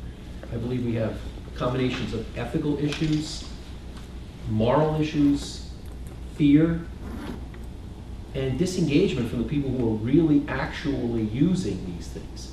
You talk, I know everybody from the Center for Prevention, you spoke about your caseloads, and I absolutely understand something. I have the utmost of respect. I'm not trying to push against something here because I think that we should have free drugs in the street. But you're dealing with the people who are addicted. You're not dealing with the average person, the person that Jonathan had spoken to, who isn't addicted, who now becomes criminalized. There are a lot of people who have found themselves into that regard. Again, I am not advocating the legalization. I do believe that this should be decriminalized. I think that we have gone to the point in time where we have lost sight of what the real danger is. If you want to start legally making these damn things illegal, I tell you something, I can't get anything done because everybody that works for me, every time this thing makes a noise, they're on this. I have a grandson, 17-year-old grandson. I have no idea what his eyes look like because he's been in this for the past 5 years. There's a lot of things that make you addicted, that you can get addicted to. Alcohol has been a scourge inside of my family, on both sides of my family, for as long as I remember. There was always that uncle. And when he had a drink, which he always had a drink, he destroyed my son's wedding. You know, it was one of those things. So my feeling about this is, I have children, I have grandchildren. I don't want to see them involved in this. But I also know that the population is very, very large, very, very broad. I'm concerned about people who are getting things on the black market that there is no control over, that makes things even worse and more dangerous for them. And I do believe that New York is going to legalize. I think we're going to find this stuff on ourselves anyway. I would like to see a much more stringent attitude towards what is allowed, particularly when we're talking about THC. I didn't know those numbers. I read something a little while ago that was higher. You said 17%. Who said 17%? 17%. I read 25%. The edibles are up to 9%. The edibles are. Edibles are a scourge. These are things that should not be legalized. I would like to get very, very specific about what I would like to see, because I think that those are absolutely in inherent danger. But if I think that one person who may have smoked a joint on the weekend should be criminalized for the rest of their lives because now that's on their record, no, I do not believe that. And it's not because I smoke, I do not smoke marijuana. But I just don't see that. And I don't think that it all leads up to heroin. I've been hearing that story for the past 45 years since I was in high school. And I knew a lot of people who did that, and I knew nobody who did heroin. So maybe I'm statistically an anomaly, I don't know. But I do know, as I said before when I was speaking, I do know senior citizens who were addicted to opiates because their doctor gave them Percocets, and then they did not control them, and now suddenly we're sitting with fentanyl patches. That's a scourge. That's a mindless scourge. So there is no easy answer. And if we were looking for the devil, it's not in this. I don't think it's in this one. I think I'm going to vote against this. And I'm not going to vote against this because I am in favor of the legalization of marijuana. I believe that we should be, I personally feel that we should be very, very specific about what we don't want to see in our county. And I think we're going to find people who are going to smoke marijuana regardless of whether it's legal or illegal. I'll bet you at any given time, we're sitting here at the time right now, I bet we're talking about hundreds of people who are probably doing it right now. And it's not legal. Now, I know some people in the room, one person I'm looking at right now who has a number of children. The last thing you want to do is come home and find out that that's part of the problem. I had children, I raised children. Did I smell it on their breath from time to time? I think I did. All three of them turned out to be exceptionally productive members of society. All three of them, two of them have CDLs that wouldn't touch it for anything right now. And the third one has such a busy job, I don't think she has time to, not to mention she has kids. I don't think it's an up and down. I don't think it's a black and white. And I absolutely don't believe that everybody who goes near this is going to become addicted to heroin. So that's my Well, how many people then would you be okay to become addicted to heroin? I haven't examined the study. I see on here that if you're twice as likely to be addicted to heroin if you drink, and 3 times if you do marijuana. That was the statistic that I see over here. 15 times more times if it's cocaine. Yeah, let's legalize that. I don't know. Statistics are a funny thing. There's statistics. There's what do they say? I forget my statistics. But they are illegal. These are illegal issues. They're illegal now when they're doing this. Cocaine, opioids. Yes, but people are doing those. I believe what you're looking for is lies, damned lies. That's it. Lies, damnable lies, and statistics. Okay, I'm gonna say one more thing. That falls under the damnable lies. Can we put a timer on I want to talk about the edibles, because when you agree on the legalize edibles. this, the edibles, whether you like it or not, I agree. are a big part of this, okay? When we talk about the increase in emergency services and the overdosing that's happening with marijuana, it's coming mostly from the edibles. The edibles have a high THC. They can be up to 90, I think even higher than 90%. Okay, so if you have a legal dose of marijuana, it's only about 10 milligrams, but you're taking a chocolate bar that could be 100% of THC. You can't eat the whole thing, but they do.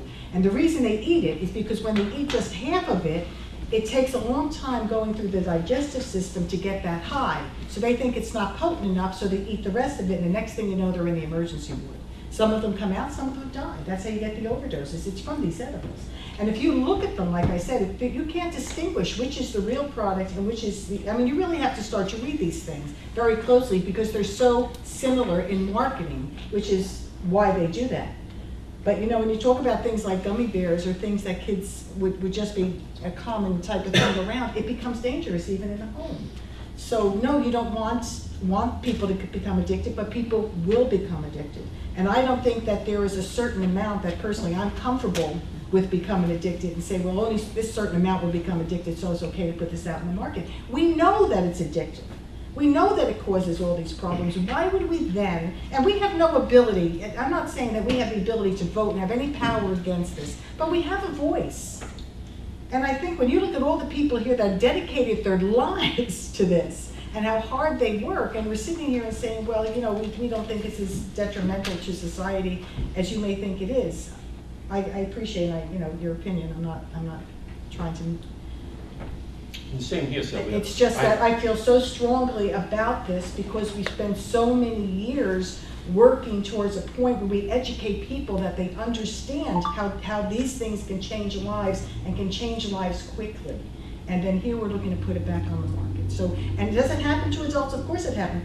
There's homelessness going on in Colorado. There's joblessness going on in Colorado. I told you some of them with CDL license, they can't pass the test. So the people that are building the construction is going crazy in Colorado and they can't get the workers. So it affects the economy, it affects the household, it affects every aspect of society.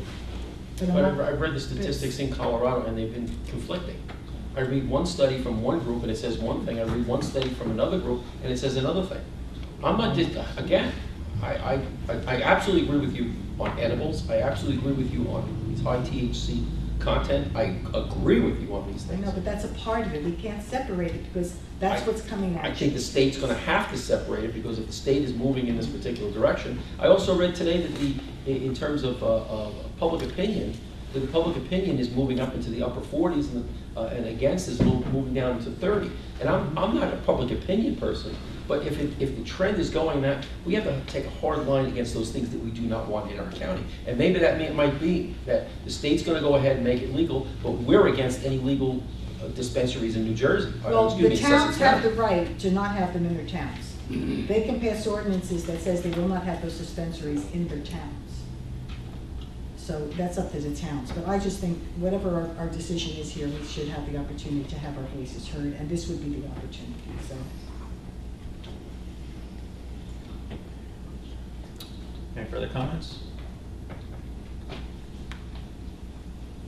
Roll call, please. Freeholder Graham, No. Freeholder Lazaro, Yes.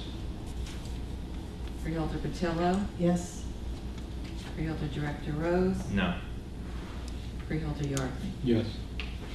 Motion passes. Okay, could we also send a copy of this resolution to the New Jersey League of Municipalities? Yes. Thank you. And we're going to make up a little packet to send to the governor with the resolution and some other information before we send that out. Thank you. And thank you, everyone, for the discussion. Thank you for coming here tonight. Freeholders, please review the consent agenda. The Board of Chosen Freeholders of the County of Sussex has reviewed the consent agenda consisting of various proposed resolutions to determine that the adoption of said resolutions is in and will further the public interest. If any freeholder would like to remove an item to be considered separately, please do so now. Can we please move item F and item N to be considered separately? Any other ones? Could I now have a motion to approve the consent agenda items A through O with the exception of F and N? So moved. Motion by Patel, Second. second by Graham, discussion. Mr. Palmer? Yes, Mr. Director, Resolution A will provide for the application that will allow the county to provide access for information and referral services to support families with special needs children. Resolution B will provide for a grant, grant application for the Division of Health to provide for cancer education and prevention programs. Resolution C will provide for a renewal application for the Division of Health for our public health emergency preparedness, which includes response to terrorism, pandemic influenza, and other public health emergencies. Resolution D will provide for the development of comprehensive and coordinated delivery system for social and nutritional needs of older persons under the Older Americans Act of 1965. Resolution E provides for the authorization to enter into an agreement for security improvements at the Sussex County Sheriff's Office as well as the Office of Emergency Management. Resolution F has been pulled from consent. Resolution G allows for the purchase of software for the support of the county's telephone system. Resolution H provides for the purchase of a Chevrolet Tahoe for the county prosecutor's office. Resolution I provides for the purchase of software and network protection for the Division of Social Services as a result of putting the county on notice that it will no longer provide those services for the Division of Social Services. Resolution J is to renew an agreement with Andover Borough for the provision of public works services. That is a renewal. Resolutions K, L, and M are in regards to plans that the Borough of Hopatcong has for the River Styx Road Streetscape Improvement Project. Resolution N has been pulled from consent. Resolution O allows for the authorization of a modification to a Department of Transportation grant as a result of the Transportation Trust Fund shutdown, and that resolves one of 3 projects that were affected by the shutdown. Can I ask one question on that one? Okay, on O. Yes. Does that have to do with the cover? The Byron project? Just give me a moment. There's 2 that were affected. It was the Ogdensburg. Yeah, Ogdensburg and this one. And this one, and I'm curious about this one. Yeah, just give me a moment, please. Thank you. And just to be clear, this was covered. While he's looking that up, I just want to comment K, L, and M in the PACCON. Those are monies that came out of North Jersey Transportation Authority. I think in 2016 or 17, so it takes like 2 years for that money to get to the streets. Those are federal funds that are administered by the state of New Jersey and doled out from the federal government. It's a good program, and it's a good streetscape program. For number O, those monies were fully reimbursed by the state for those shutdown-related costs. Oh, they were? Yes, they are being reimbursed by the state at 100%, and this particular change order relates back to the 2015 county resurfacing program that had been awarded to Schifano Construction. Okay, so this wasn't the purchase. So that was not Okay, correct. That's why I was asking. Thank you. Any further comments? Roll call, please. Freeholder Graham? Yes. Freeholder Lazaro? Yes. Freeholder Patillo? Yes. Freeholder Director Rose? Yes. Freeholder Yardley? Yes. Motion passes. I have a motion, F, resolution regarding authorizing a professional services agreement with Michael P. Ambrosio Esquire as a consultant and expert witness in its release to Sussex County Renewable Energy Program Solar pursuant to NJSA 48:11-51AI in the amount not to exceed $25,000 from September 12, 2018 until the 2019 Board of Children Freeholder reorganization meeting. So moved. Motion by Lazar. Second. Second by Graham. Discussion. I conflicted with this resolution. I'm trying to resolve some of those things like talking to council. So just wanted to get it there. It is a difficult decision. Any further comments? Roll call, please. Freeholder Graham? Yes. Freeholder Lazaro? Yes. Freeholder Patillo? Yes. Freeholder Director Rose? Yes. Freeholder Yardley? Abstain. Can I have a motion for N, resolution regarding authorizing the County of Sussex to enter into a right of access licensing agreement with the Sussex County Municipal Utilities Authority, SCUMA, providing the SCUMA access to portions of the former Sussex Railroad property now owned by the County of Sussex for the purposes of advanced site investigations needed for the proposed SCUMA leachate force main. Folks, that's a scratch. Unfortunately, I forgot to do it at the agenda approval, so we will have to either not make a motion second, or make a motion second and then lay it on the table. Can I move to table it? No, not yet, because it's not. Yeah, because what happened was, unfortunately, the agreement didn't get finished, and it's not informed. Okay, so the Freeholder Board has two choices. They could either not make a motion in second, or they could make a motion second and then lay it upon the table. Your choice. Can I have a motion for N? Not seeing any, can we move on to approval of minutes? Regular meeting of August 8, 2018. Can I have a motion to approve those minutes? Motion by Patillo. Second. Second by Lazaro. Discussion. All those in favor? Aye. Those opposed? The ayes have it. The minutes are approved. Appointments and a resignation. Resolution regarding appointment of Thomas Polio, Nicholas Luizzi, Jean Armstrong, and Teresa Mahoney as to the Sussex County Youth Services Commission. Terms to begin immediately and expire December 31st, 2020. Motion. Motion by Graham. Second. Second by Patillo. Discussion. Yes, I'd like to make a discussion on this. This is, when I was speaking before, I was talking about this. This is the Sussex County Youth Services is a group of people from all different walks of life, all different agencies that are exploring all the issues that are confronted by the youth in the county. And they meet on a monthly basis, and it's very interesting to watch what they do. Very, very passionate people who all represent a lot of different agencies in trying to find ways to deal with the struggles that that we have. Everything from those children that are in trouble to those that are just having difficulties in getting services. So I'm very impressed that we have 3 more people that want it. Thank you. Any further comments? Roll call, please. Freeholder Graham? Yes. Freeholder Lazaro? Yes. Freeholder Patillo? Yes. Freeholder Director Rose? Yes. Freeholder Yardley? Yes. Freeholders, please consider resolutions 14A through 14D. When satisfied, please make a motion to pass same. I'll motion. Motion by Graham. Second. Second by Patillo. Discussion. Yes, the resolution A is for the closure of County Road 630 and 519 in Branchville for the Halloween parade. Resolution B is for the temporary closure of County Road 631 in Franklin Borough for a fireworks display. Resolution C is for the closure of Bridge D21 carrying Armstrong Road over the Pavicating Creek in Frankfort Township, and provide for the enforcement of that temporary bridge closure.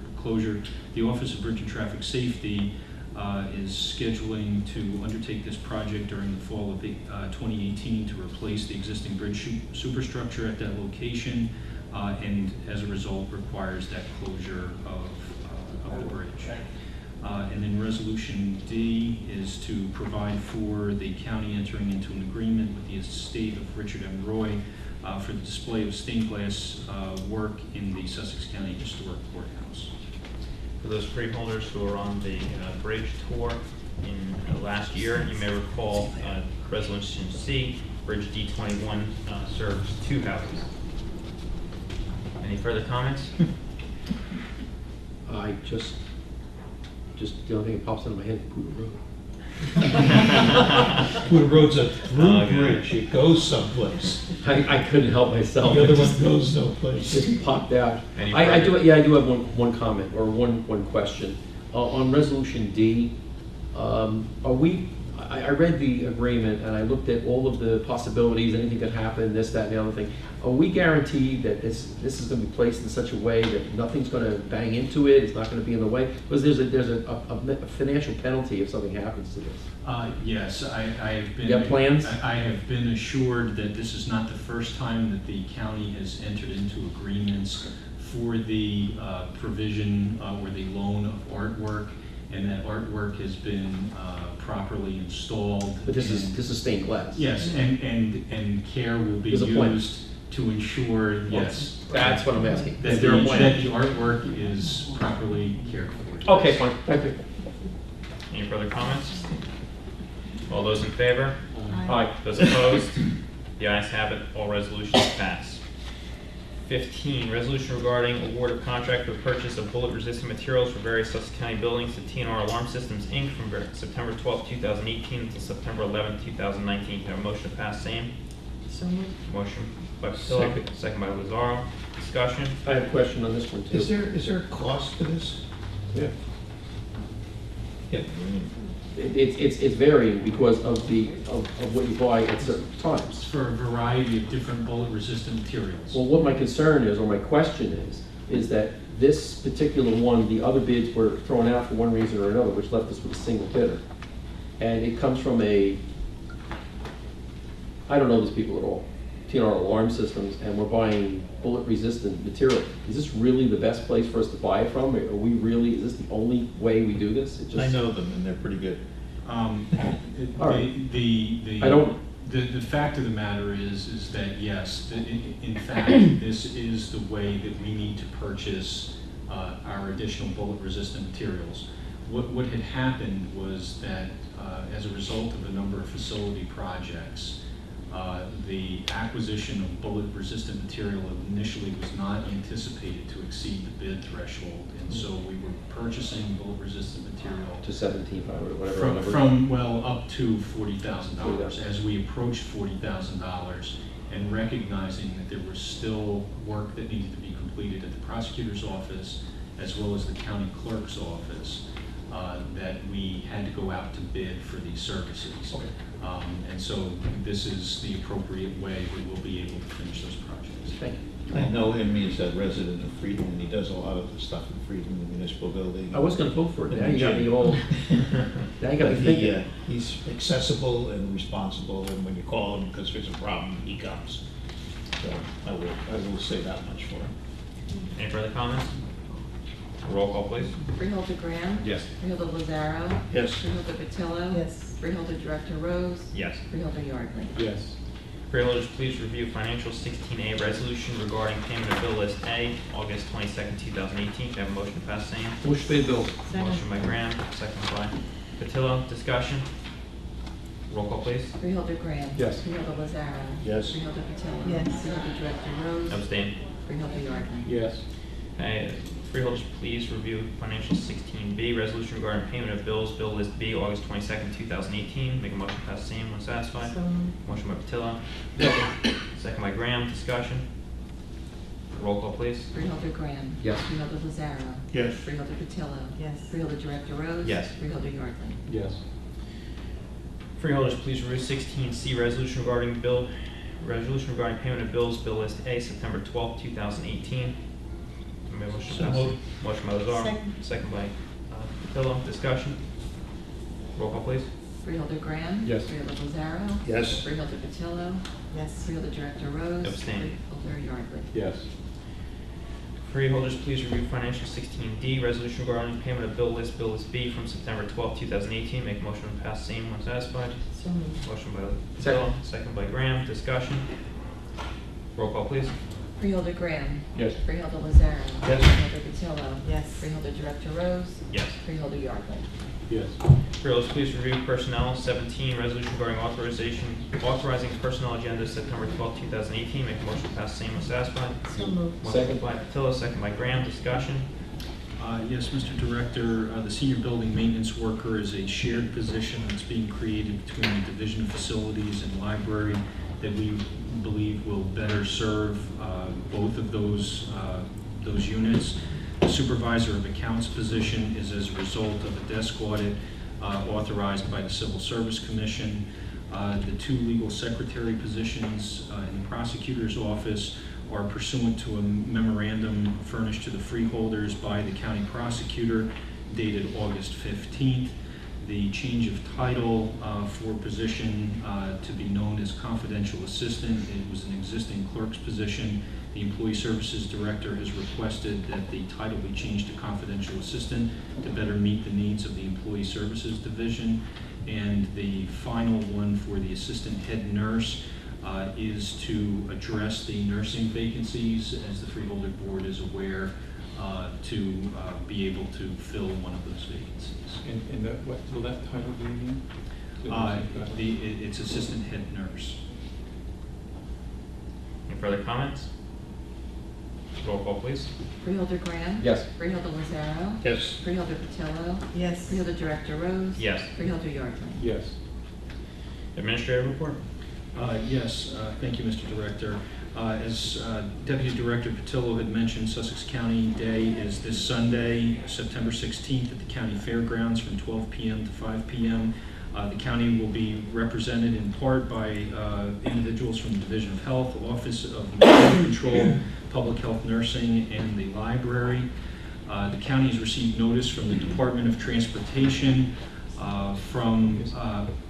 concerning fiscal year 2019 county aid allotment of $5 million, which will be used for the maintenance of the county's transportation infrastructure. And lastly, with the forecast being for sun this weekend, I held a meeting with department administrators and division heads about storm preparedness. That was the reaction that I got from them as well. We reviewed a number of items, including computer and telecommunications access during storm events, notification procedures of employees and the public, as well as operational issues. This preparation better positions us for the current hurricane season and the upcoming winter storm season. Thank you. Thank you, Administrator Paul. County Council report. Just to mention that I hope you all read those two memos that I sent earlier today, and then you'll know exactly where we are with the reorganization of the office, and it's going well. So one that went out and one got rescinded. What? I saw one email that came to us, and then the email came right after it and said, please disregard the first email. Well, I'm sure it wasn't Kevin sending Well, you emails. certainly all know that that wouldn't be anything that I would be able to do. So I came from Lydia. I don't know what that meant. It was sort of like, wait a minute. sort of like when you're in a, Oh, that was. that's the first one. emergency list. No, I saw this, and then there You was should see one. how he replies to emails. Oh, I'm good at that. But what is it? What? I don't know, there was an email that came in after this one that said, please disregard the email. Please regard both of them. Okay. They're- So in other words, that when you put that black thing up in front of my eye, which I don't have to make it disappear. I didn't know that was possible. Please disregard the thing you just read. I'm going to look into that. Look into I'm it. very intrigued by that. I was And intrigued by I can't it. tell if you're serious, but I will have to look into that. Most of the time we can't. By design. Oh, we think it's a different memo. We do? It's the phone list. Is that what it is? I think so. Okay, I didn't know. When it said disregard, I just, it all went on. Any further council? No, I stand exonerated. Thank you. That's all. That's all. Any unfinished business? Any new business? Public session from floor. Please note, everyone's asked to keep their comments to 5 minutes or less, followed by a 3-minute response time from the Freeholder Board. Please state your name, print your name, and municipality on the sign-in sheet. Do I have a motion to open the floor to the public? Motion open. Motion by Graham, second by Patillo. Discussion. All those in favor? Aye. Those opposed? The ayes have it. The floor is open to the public.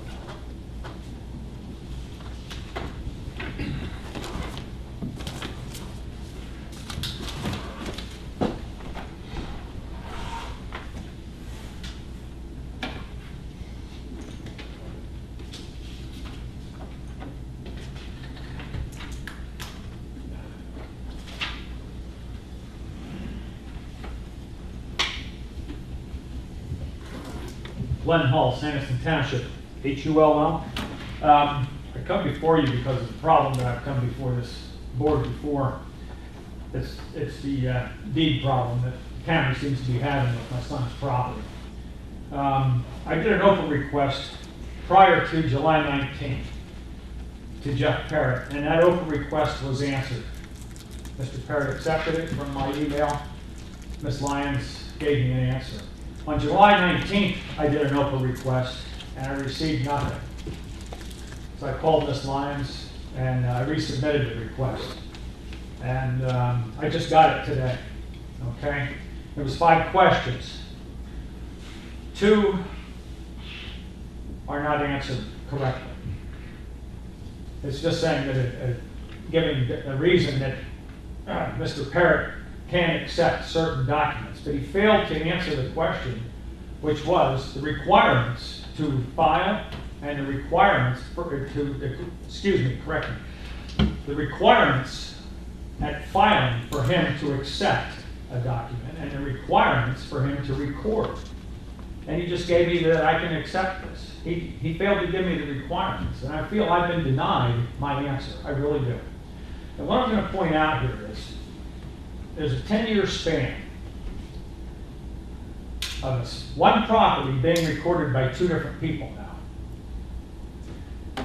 On June 16th, Cynthia Branley of the Park Service filed a quitclaim deed from Sanderson Township that stated interest, if any, and no consideration.